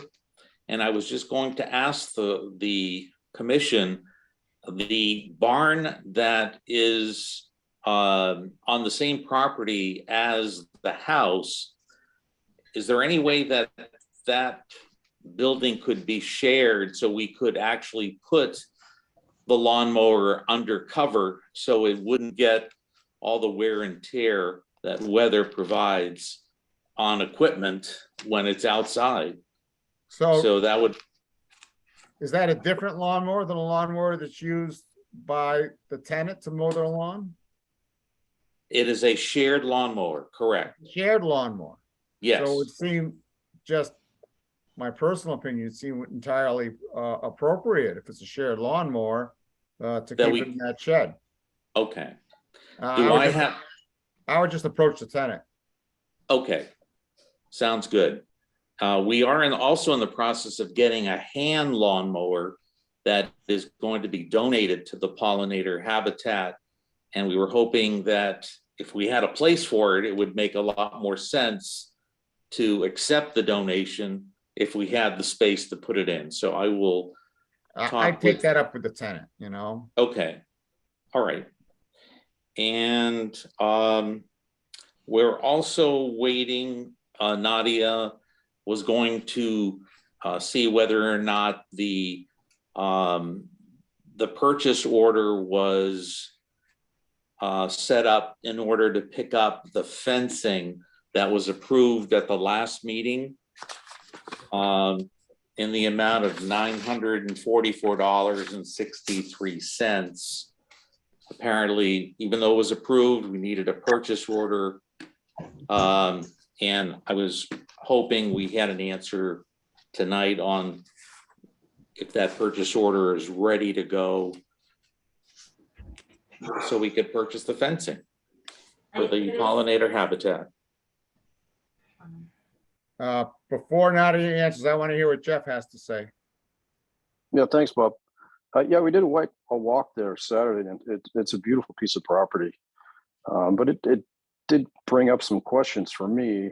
I thought the structure that we were putting windows in was a pollinator habitat structure they used.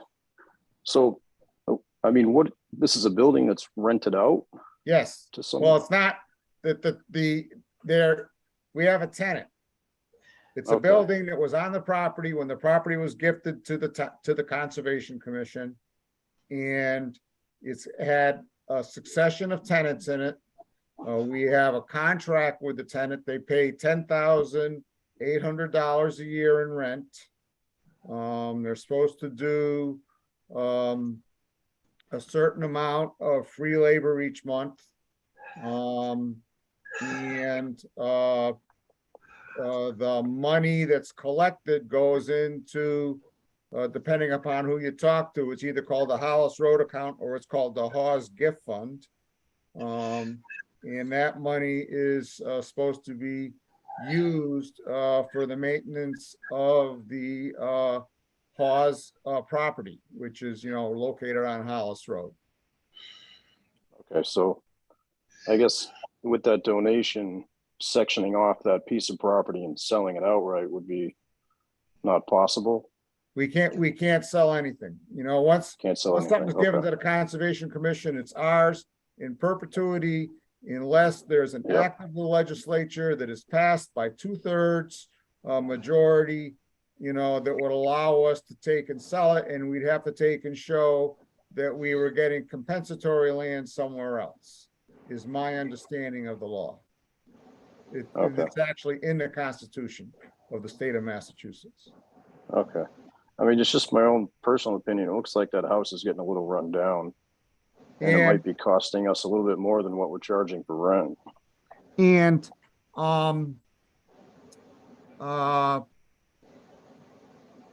that goes then to the, the discussions we've been having for like 2 years now. We've been trying to address, the condition of that house. And we've been frustrated with the requirements of the procurement process. And we've only recently started making progress on that by breaking it up into components, and so now we're going to finally, it's been like 2 or 3 years that, the tenant there has been telling us, that the wind whistles right through the house. And, we have all kinds of issues with that thing. And we have, as the landlord, we have a duty, to take and provide our tenant there with, in my view, and I believe it's the view of town council, to provide them, with a safe, rental environment. And I don't think it's not that we haven't been trying, but we haven't been effective, in fulfilling that duty. And we're finally starting to make progress. And Mike has had a big part with that. So, Okay. All right. Thank you. Anything else, Mike? I just wanted to, as summer is ending and back to the riding lawnmower issue, it's never really been serviced by a real service place. And I'm wondering if, even though I've asked the highway department to see if they could sneak that piece of equipment in, they're a pretty busy group, as you might imagine, especially with winter coming on. They have to have all the plows ready to go. And, my request to have them look at my pollinator habitat lawnmower is a very low priority. And I thought maybe it might be best to just bring it to some place and, have the blade sharpened, have the belts checked, as most, people who own mowers do. And so I'm just presenting that to the Great commission. idea, Mike. And I'm sure it can't cost that much. And since we might have some money in those accounts, it might be instead of having it break down like it did this summer, unfortunately, we were able to get it to go. The mowing of the property is very important.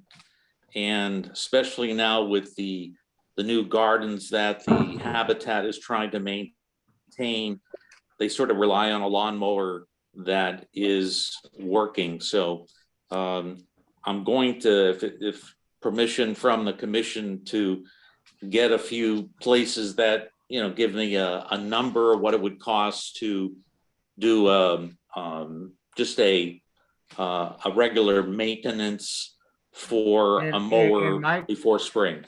And Mike, anytime you have something like that, I don't think, to go out and get a price for some project I don't think you need authorization of the commission to do that, go out and do it, and then you come back to the commission and say, I'm proposing this is what it's gonna cost, and we can do a vote, rather than Okay. saying, Okay. so. That's what I will do. Thank you. Ken Jones used to do that all the time. He would go out and he would say, I want to do this. This is what it'll cost. Okay. And we would vote on it, and it would be, on to the next thing. Okay. That's what I will do, Mr. Chair. Thank you so much. Thank you, Mike. Thank you so much for all your volunteer efforts there. Nick, you got something to offer? Yes, I'd be more than happy to pick that up for the town, bring it to my shop at my in-house mechanic and get a look at it at absolutely no charge to the town of Lunenburg. Oh, my goodness. Thank you. So I'm assuming that you have my phone number, my cell phone number on some of the information that I've had to provide, or Nadia has it, but feel free to call me. I own multiple tow trucks. I would be more than happy to have one of the guys come by, pick it up. Like I said, bring it to my shop and have my in-house mechanic take a look at it and at least give you an idea. If I can just service it quickly and donate it back, I'd be more than happy to do it. If it seems like you've got some major repairs, I could point you in the right direction, somebody that might be able to do it. They don't generally do repairs on mowers, but we fix all our trucks all the time. So I'd be more than happy to get up at least the first free diagnosis on it and see if we can help you out there. Thank you so much, Nick. That's very nice Not of a you. problem at all. I just be more than happy to help. So just, I said, my cell phone number, Nadia has it, or I'm assuming you would have it on some of the other information I submitted. Feel free to reach out to me right on there. So Thank you so much. yeah, no problem. Have a great night. Thank you. Nick. Yeah. The next, anything else, Mike? That's it. Then I put this next thing on the agenda about the use of the Hollis Road account for the pollinator habitat.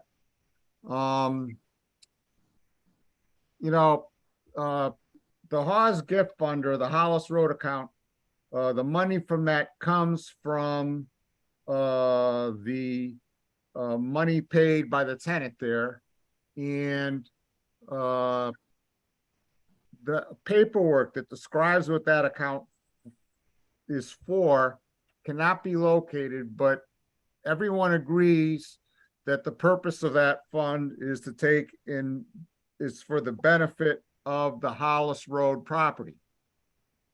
And so when the pollinator habitat got started, we started to take in, and they come in for, little things, seeds, this, that, and the other thing. We used money from the Hollis Road account, to take and help fund the pollinator habitat. And I have no trouble with that.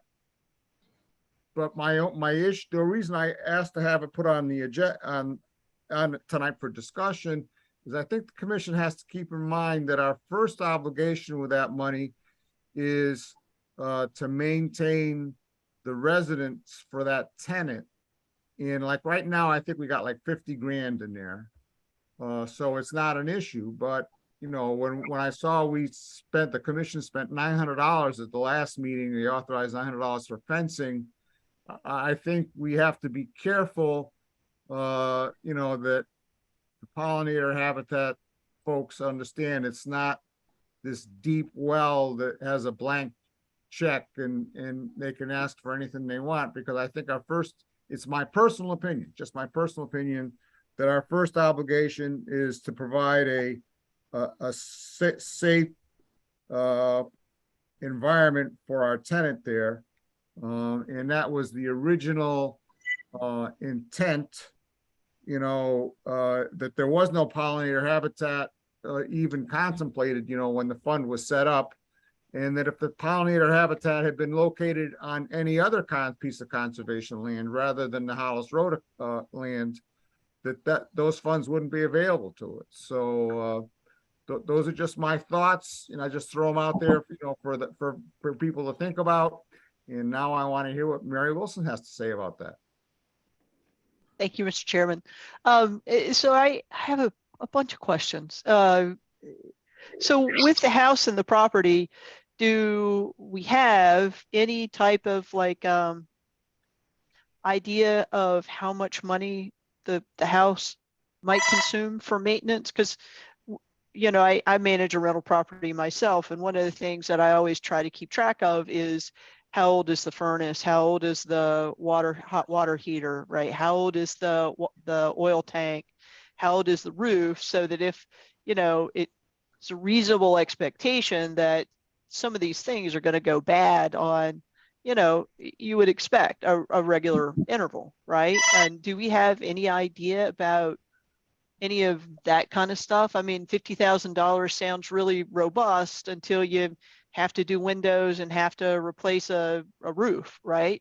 But if we just got the roof replaced, and we just replace, like, you know, the furnace, then $50,000 does sound pretty good. But do we have any idea about that kind of stuff? And I mean, I'm treasurer of the Woodlands Village of Hickory Hills Lake condominium, you know, and we do what's known as a reserve study, where you take and you have to look at all of the different components and figure out, you know, Right. how much useful life is left to each one and how much would Mm-hmm. it cost to replace each one. And in that level of detail has never been done on this residence. It's been more, you know, the roof leaks. Oh, we gotta fix it. Let's fix it. They put their foot through the back deck because it was rotten. We have to replace the back deck. Let's replace the back deck. You know, the windows all leak. It's reactive rather than proactive. And so we haven't done that, and it's really been an afterthought. We've never really had it up until Mike came on board. We never really had anybody who really put the time into focusing on the maintenance of the house. Mike's been the first person that I remember in my 6+ years, you know, who's put the time in, you know, to. Well, and really- Mike seems to be doing an excellent job. And honestly, I mean, managing a property, a rental property, is work. I mean, it's not, it's not just a let's show up and talk about something kind of thing. It can be a lot of work. Yep. And Mike, I assume you didn't inherit anything like that, any status of like the state of the assets, the mechanicals or the roof or the deck or anything like that. I have not, but I have toured the building and I've been looking at things that perhaps need to get done.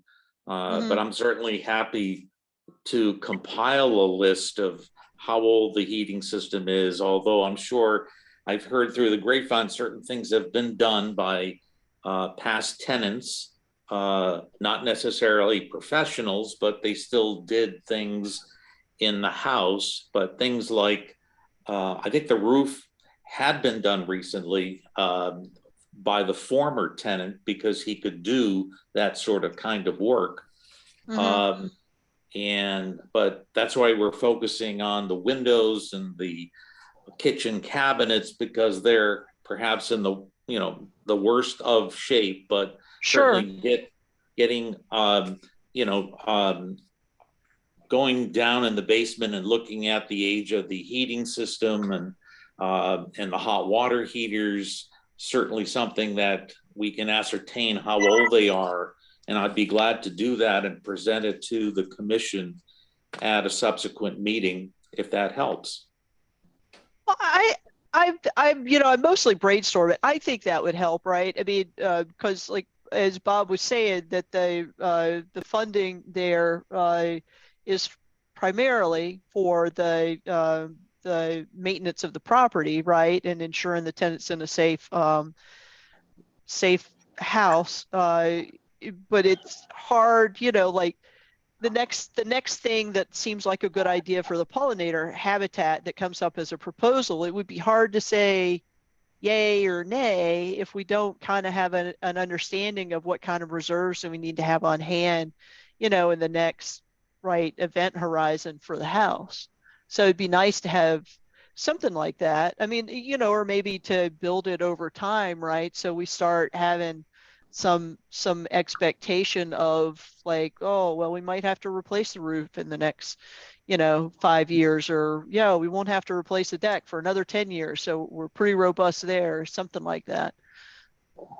Yeah, after the windows get installed, I'm looking at the house does need to be painted. I mean, there's a lot of peeling going there. So once the windows are in, then that Yeah. would be a next logical step to paint the building and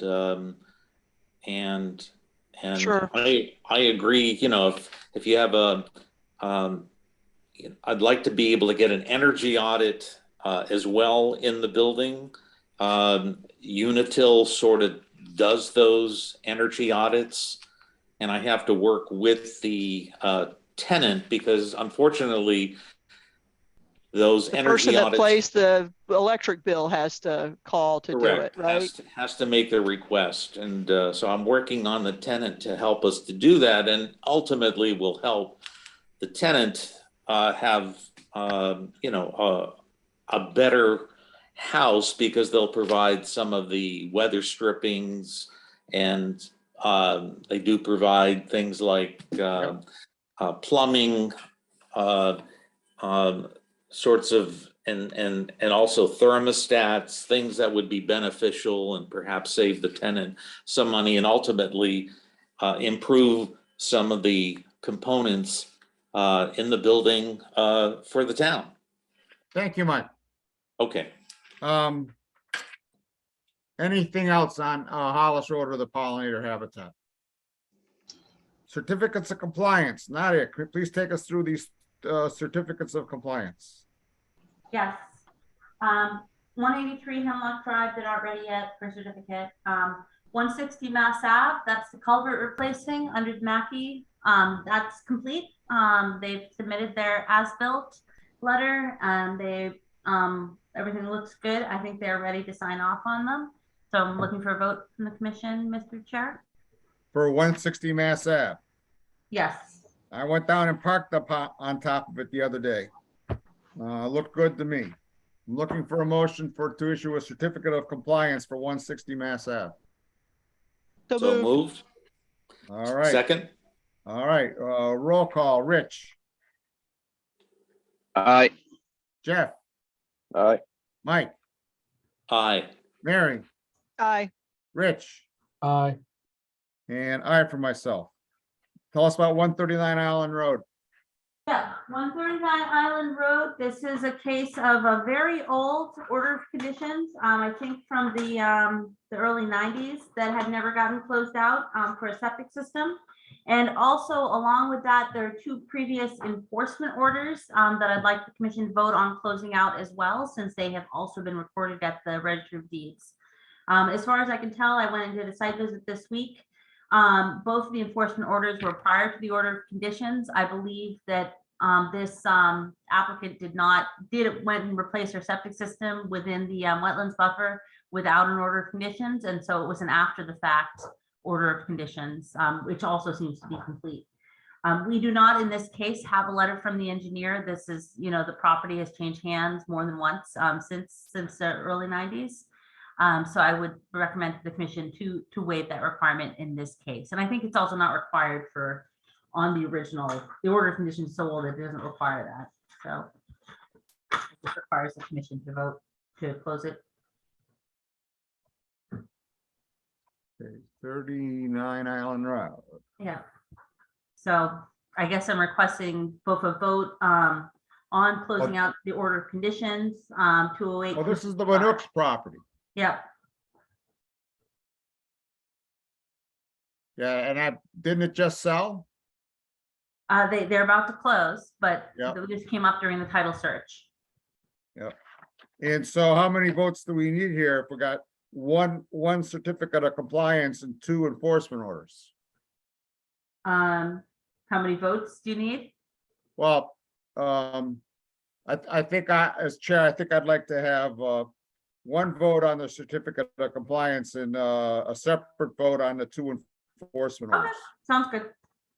So I'm looking for a motion to approve the certificate of compliance So for the certificate of compliance, Nadia, the work was completed? Yes, it was for a septic system, and the septic system appears to be, as far as I can tell, completed according to design, or just based on a site visit. All right, so I'm looking for a motion to issue a certificate of compliance for the septic system. So moved. Do we have a second? Second. All right, roll call. Rich, Aye. Jeff, Aye. Mike, Aye. Mary, Aye. Richard? Aye. Aye for myself. I'm looking for a motion to close out the two ancient history enforcement orders for 39 Island Road. So moved. We have a second. Second. All right, a roll call. Rich, Aye. Jeff, Aye. Mike, Aye. Mary, Aye. Richard? Aye. Aye for myself. Nadia, tell us about the administrative determination at 131 White Street. Sure, I think there was a letter that I hoping, did I include that in the packet? I can put it up if I did not. Hold on.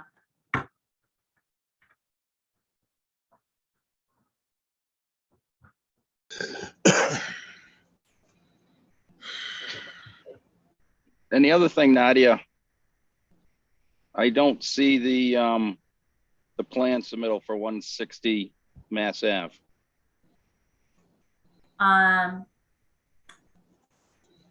There should be a letter inside. It's in the middle of the, it's sort of a letter confirming compliance. They said there wasn't any variance with the plans that were originally submitted, but it's within the application.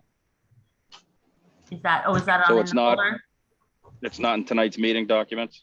I will pull it in then, if it's not. It should be in there.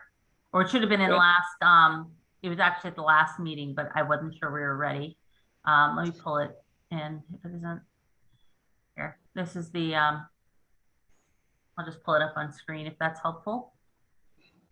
No, if you could just put it on the drive if you get us a chance, just so we Okay. have it. It would be Yeah. helpful for me to see it. Yeah, no, I'll definitely put the request, I'll definitely put the request on the drive. Sorry, the commission hasn't asked for the requests before, but I can definitely put them up. So, let me share, hold on, I want to share this letter from White Street, so.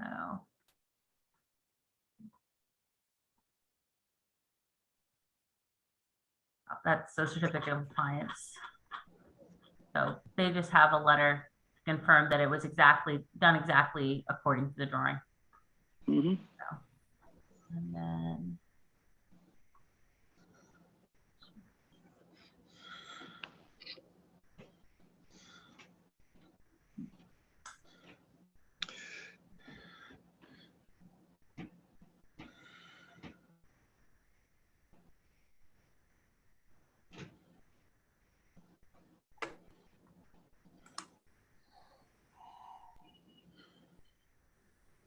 Okay, so this is the Lunenburg Housing Authority. If you remember, they came to us back in June regarding, they had several dead and dying trees at their White Street, 131 White Street location.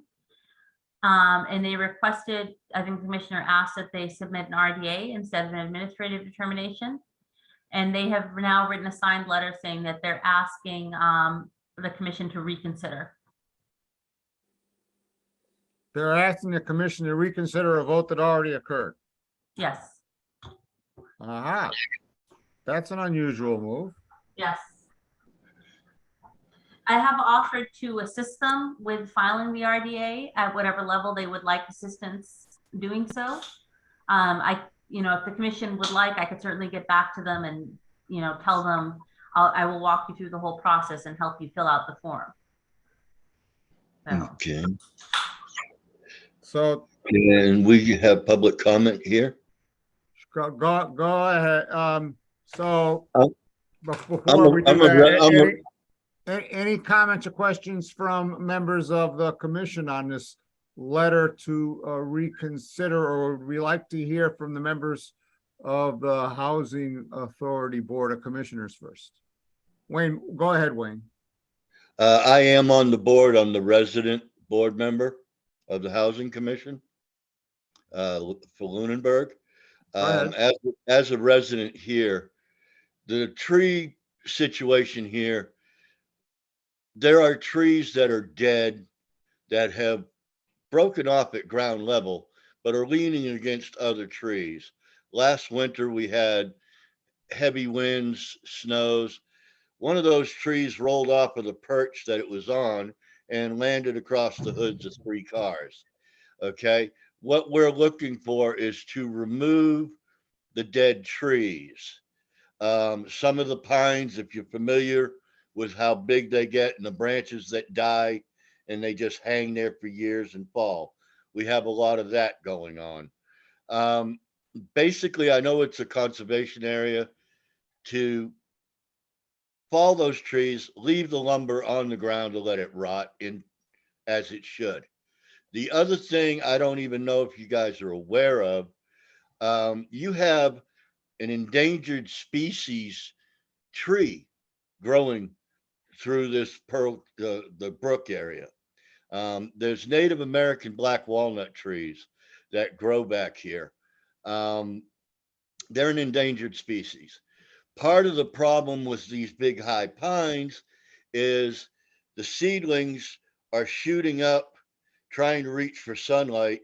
They're getting like 10, 12 feet tall. They fall over and die because they're not getting adequate light. So at one point, we asked about removing these dead trees, and we were told we had to replace them with live trees. Well, my question, can we not take these seedlings that are trying to survive and put them into the areas where we take down these trees? That's question one. There are 2 pine trees behind. Basically, it's the carport for the dumpster. There's 2 pine trees located there.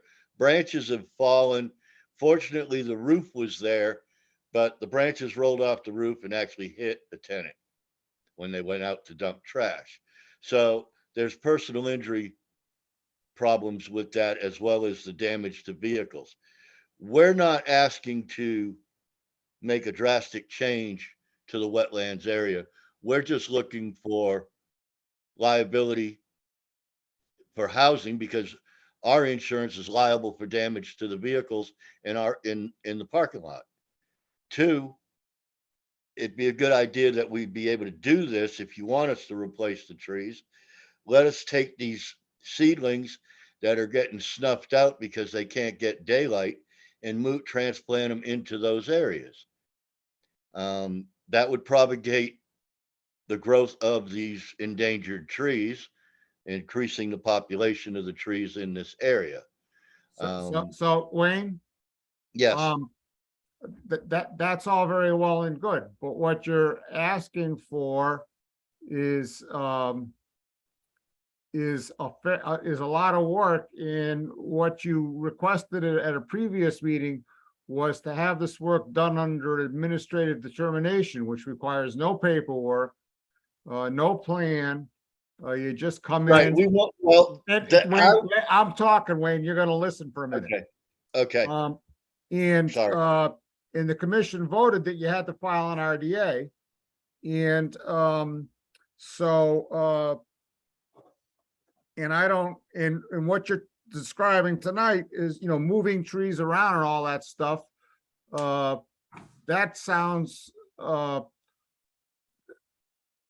that's not something we would ever do under an administrative determination. And Nadia has stated that she's happy to help, the housing authority, file the RDA. But, I'm not sure why the commission would, I didn't participate in that vote, but I do support it. I'm not sure why I've heard anything that, would indicate that the commission should reconsider its decision that, it was too much work, too much disturbance, to be done under administrative determination, which is supposed to be for something that's really pretty small. Okay. I wasn't informed that they were told to file the RDA. I was asked to listen into this meeting as a resident here. This is just something, my own personal observation. Because like I said, you have trees that are already dead, broke off at the ground that are leaning against other trees. That's an issue. They're saying, housing told me that you're not allowing us to take these trees down. Well, it's not that we're not allowing you. We're saying if you want to take them down, file an RDA. Mary Wilson, I'm Thank gonna you. call. I was not told that, so. Okay, I'm gonna Thank call you on for that Mary Wilson determination. now. Mary Wilson has her hand up and she now has the floor. Thank you, Mr. Chairman. I am really interested in endangered species, so references to the American black walnut as being endangered. I would appreciate if Mr. Karen would send me those references. That's just my own kind of personal thing I'm interested in. Well, I've run across this. I was living in Texas for years, and I lived on a private airport. And when we cleared the back, we got permission from the landowner to clear about 15 acres of trees for the encroachment of the runway. And when we started on that project, we ran into some native black walnut trees. And all of a sudden we had all kinds of county and state people coming in telling us we could not cut those trees down because they were endangered. And that's why I'm saying, I mean, I've been told this, that Native American black walnut trees are on the endangered list. And we had to cut around that there in Texas. We had to cut around it, and fortunately didn't impede access to the runway. But I'm noticing that you do have in this neighborhood right here, you do have quite a few native walnut trees. And as far as I'd have to go, I guess I'd have to get a hold of the National Forestry Service or whatever to get verification of that. But as far as when I was talking about moving trees, I'm not talking about moving big trees. I'm talking about moving the seedlings. I understood what you were talking about, Wayne. I'm gonna call now on Dale Prue. How do you pronounce your last name, sir? Dale Prue. Prue, Dale. Yep. So also a member of the Housing Authority here in Lunenburg. Debbie is also with us from our Housing Authority. And I wanted to apologize to the commission. I think where we ran into miscommunication on our end is staff was the one that was really dealing with this and reporting back to us as a committee. And so that kind of resulted in us getting just partial information versus full information. So had we had a better understanding, it seems pretty clear to me we would have then gotten counsel on, how to properly submit an RDA, which I confess is new to me, but I will, we will get up to speed on that. Our general concern that we're, hoping to kind of get addressed is the way our funding works. There's only certain funding that comes out of our operating budget, from our revenue. There's projects then that have to be addressed as capital projects where they have to get approved, by the state and get funded by the state on a 5-year cycle. And so the issue that we're facing that we're going to, hopefully request remediation from you for is the funding that we have to remove the trees is inadequate to then cover the cost of replacing the trees. And so, obviously we want to follow the right protocol to request this of this commission. But what our concern is not being able to complete the work and having it be a safety liability to the residents and not have to defer until we're able to procure the needed funding from the state to also cover the cost of replacing the dead trees that we're seeking to remove. So Dale, I would just remark, just speaking for myself, if there is a dead tree that is leaning, that is an imminent danger, you can apply to have that taken down as under an emergency permit. Okay. We do that. I know that's been done before. I'm sure someone will correct me if I'm wrong about that. But to do so if you have an imminent hazard, I would apply for an emergency permit. But for the more extensive work that involving, I was told watching the hearing online, we're talking about 20 trees being involved. That's not something we're gonna do under administrative determination. And then the whole thing about funding for, replacement trees and stuff like that. I mean, we'd have to take that up under, during the hearing process. We're not gonna solve that tonight. Make an application, state your case. I don't know. Are you a separate organization? You're not part of the town government? Are you? Yeah, a it's really enterprise kind of fund or- under the state versus under the town. Okay. So, Yeah, because we're both members of the Lunenburg Housing Association. yeah, Commission. okay. But Nadia, I was just going to offer, if either the staff or if the members of the Lunenburg Housing Authority Commission would like to contact me at the office during my regular office hours, I can walk you through the entire process of doing an RDA. There's many things I can actually assist you with. It isn't something that you'd necessarily have to get up to speed with. I think it would take us about an hour, maybe 2 at the most, to get most of your filing together, if you'd like to do that. I'm happy to do that on behalf of our organization, be the contact person and get us up to speed so that we can adhere to the process properly. thank you. Yeah, it really is pretty simple. And I'm please no one's reached out to me. I've offered several times to your staff, reach out to me, let's talk through the process. And that hasn't been a priority. And like I said, I think we just had a lack of communication from our staff to us as a board, because that just wasn't conveyed along to us. So I think if we get more directly involved, it'll help with our board being able to resolve it. Thank you. I do have one additional question. Because of the determination that we were told by the management of the housing authority, they said that you wanted us to put back in live trees. Well, if the trees are dead, why are we liable for replacing? Wayne, them we're with not gonna live do that trees? tonight. We're not Okay. gonna do that tonight.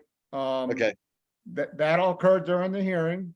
Whether or not you have to replace trees or not will occur during the RDA. okay. And Nadia can explain that all, to the person that's doing the filing. And I Okay. apologize again for our confusion taking time of, this commission tonight. Well, I'm sorry you had to wait till the end of the meeting. It was educative. Yeah, it was. I bet you learned some things you didn't want to know. So I'm not gonna call for a vote unless someone wants to make a motion. I don't think there's a need for a motion for us to reconsider the vote that you needed to file an RDA. I'm not gonna call for such a vote. I doubt anyone will make a motion. And if there's no further comments on this, I'd like to move on to enforcement. And I apologize, you had to wait till the end of the meeting. That's fine. At least now we know. Like I said, we had misinformation from the housing management. So we now understand what needs to be done. So we Thank you. appreciate your time and patience. All righty. Nadia, what can you tell us about violations? So, let's see, I have for the 2 enforcement orders. Well, first of all, some good news. 691 Chase Road, which has a letter of non-compliance, they have filed an RDA for their in response. So that is finally done, and you'll be, I think, either at the 19th meeting or the November 2nd, they will be they'll come before the commission. Is that the former location of Dan's Paving? Yes. Yes. Okay, thank you. So they finally have a wetlands mapping, and we have that. Beers, 205 Sunset, they are currently have their engineers doing an engineered plan of the site. And so they will come back to us when they have that. They think it's probably going to be still 3 to 4 more weeks. Again, the engineering firms are just kind of backed up at the moment. Yep. 411 Goodwood Street, Mr. Blatt came in today. He is going to now that he knows where the trees are on his site in relation to the wetlands buffer, he is going to refile an RDA to remove the trees he wants to remove and do the cleanup in that area that he would like to do. He's also planning for I think the one very large tree that is definitely within the 30-foot buffer. He is planning to do replacement plantings for that. So we should see an RDA for him. He's going to try to do it within the next 2 weeks. So we'll see how he goes there. Enforcement order for 615 Townsend Street is closed at this point. The property owner already had replaced the berm, which I think the commission saw at a prior meeting, and he has also replaced the silt fencing. So that is closed. And I've reached out now that I have access to Matt Marrow's old emails. So I've reached out to some of the other letters of non-compliance. Haven't heard anything back, so I'm going to turn those all to enforcement orders at this point. So Oak Ridge, Pine Grove, Cove Road, and Arbor Street. And what's going on with Cove Road? That's the one where at least your chair is concerned that he built a structure within the 30-foot no disturb zone. Yeah, it's documented. So I think it's time to go from the letter to go just to the enforcement order. Thank you. And we have documentation about why that seems the right thing to do. Thank you. And those are all the enforcement issues at the moment. Any questions or comments about enforcement from the members of the commission? Earlier today, Bill Bernard signed off on the driveway application for Howard Street. And so the last step now is for the building commissioner to approve it. And then we will actually have a permit to put in a driveway at the north end of Table Rock property on the Howard Street. And after that, then I'll start working on actually getting the driveway installed, which will involve contractors or getting the DPW to do it. Timber sales, Gary has executed the timber contracts. And they're gonna start on the property, Rda, I think it's the property that's off of Northfield by Chase Road. They're gonna start on that property first, and then they're gonna move on to the bird cut and the harvest over on the Hollis Road property, going through the water district's property. Going to use the water district property for access. The trails grant, the money part of the trails grant has been completed. The town has been reimbursed for the funds. We spent every dime of the grant. We submitted for reimbursement. The money's been reimbursed. However, the work that was funded by the grant is not yet done. The signs still have to be put up. The You Are Here trail signs have to be put up. There's maybe 1 or 2 trails left that need in the town that still need trail markers. And we haven't done anything about installing the access gates yet. And then under other open space and land use issues, Mary, can you call up that letter that I asked you to put in the drive that was sent to the selectmen about somebody who wants to sell land to the Conservation Commission? I'm not Mary, I'm sorry, Nadia. Oh, okay. Oh, Nadia, do you know what I'm talking about?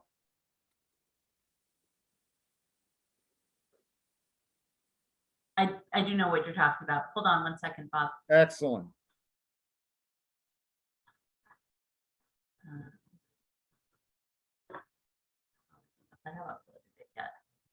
This is the one the letter you had sent to me, yes?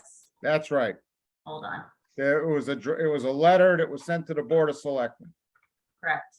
And the Board of Selectmen haven't taken it up yet. I spoke with the chairman of the Open Space Committee. They're having quorum issues. They weren't able to meet at the last month. He's not sure when they're gonna be able to get a quorum again. And it's, This one. all right. So this is 17 acres of land at 35 Leominster Road in Lunenburg. You know, it's owned by some company that's in it, you know, for the, you know, development, you know, as an investment. They've owned it for about 14 years. They're saying, oh, we could take and subdivide it and put all these houses on it. Which would need sewer and water. Or we could take and sell it to the Conservation Commission for $1.3 million. And you could finance it for $100 grand, you know, with the balance before, you know, paid over a 12-year note, you know, yada, yada, yada, yada. And if we call up, Nadia, can you call up that map that shows where the property is? Yes, That I sent you? hold on. Thank you. I'm sorry I'm so demanding of your screen sharing. Okay, that's what I'm here for. Well, I still love it when someone else does it other than me. It makes it a lot easier.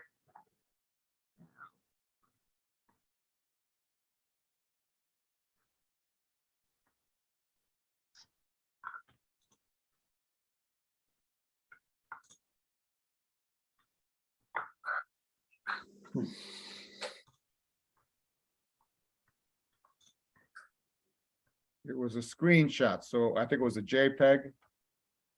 I'm looking.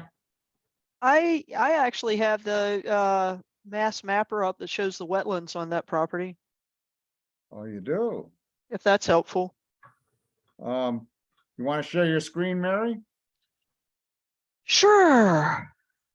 Or I've got the, yeah, that, I think that would be more helpful than the picture from you, Bob. Okay.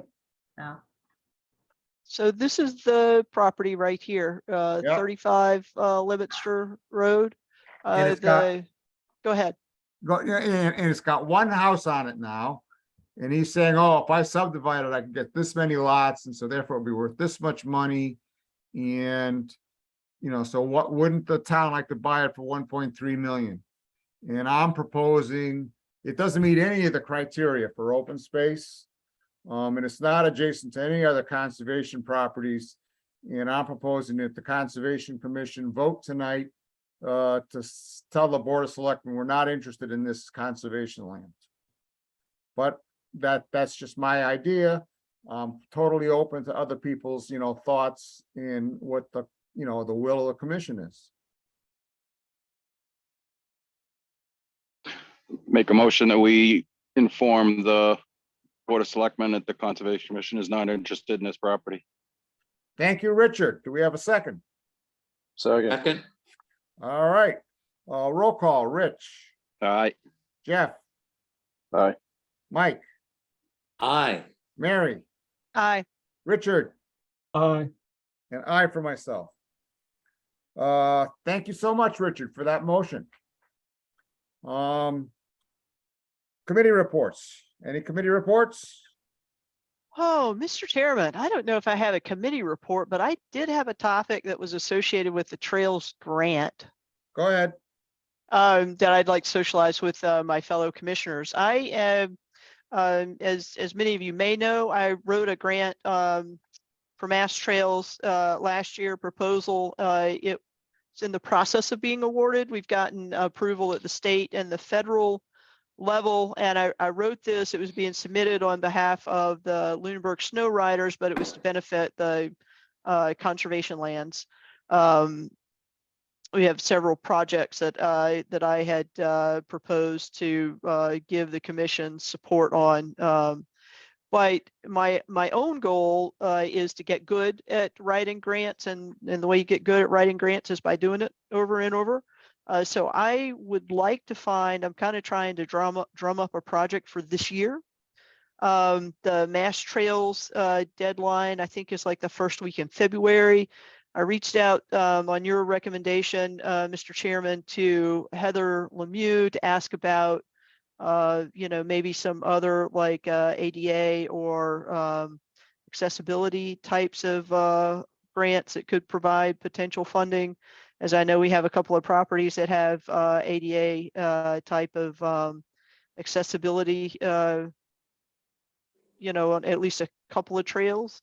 But I wanted to kind of see if folks, are okay with that, but then also see if, people would be willing to give us like some ideas about what, might be good fodder for bringing in some funding. Thank you, Mary. I'll tell the rest of the commission what I said to Mary is that, one, I never want to stand in the way of someone who wants to do more work for the commission. And two, it's on my to-do list to take an update. And I had actually promised this to Rich Tremblay some time ago, to take and go through and update the conservation land improvement plan that we had talked about previously, and annotate that with a list of projects on each property,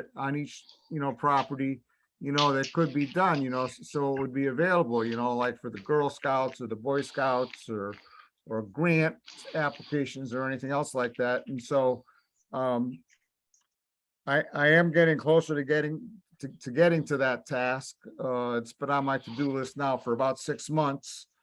But I will get to it eventually. And so I think that would be helpful.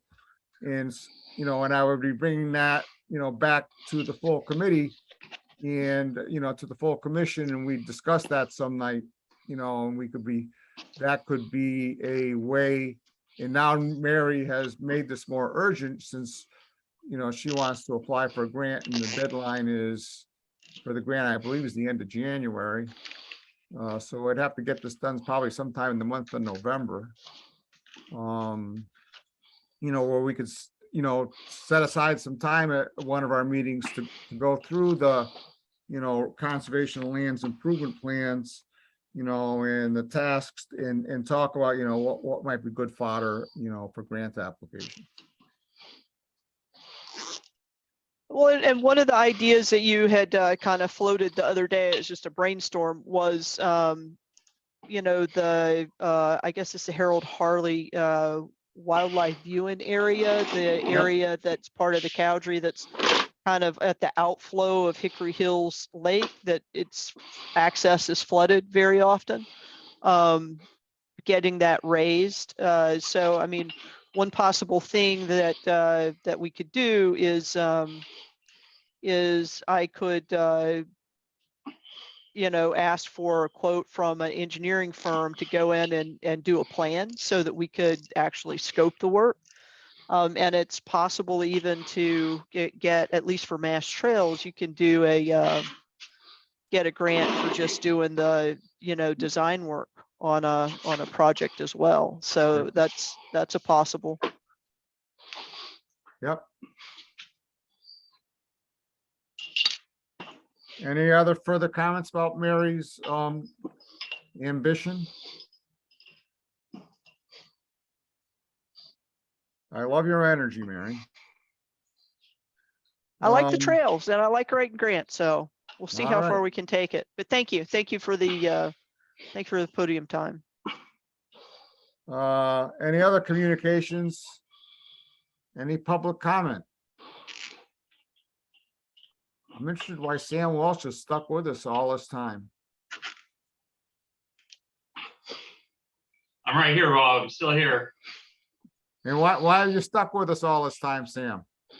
I'm trying to figure out why you guys don't want to buy land when they offer it to you for 1.5 million. Oh, that's a loaded question. All right, well, puzzle over that. All right, so I'm looking for a motion to adjourn. So moved. Second. Roll call, Rich. All right. Jeff. Aye. Mike, Aye. Mary, Aye. Richard, Aye. and I for myself. Good night, everyone. Good night. Night, Good night. thank you. Good night. Have a good night. 9:42. Great job, Bob. Night, Nadia.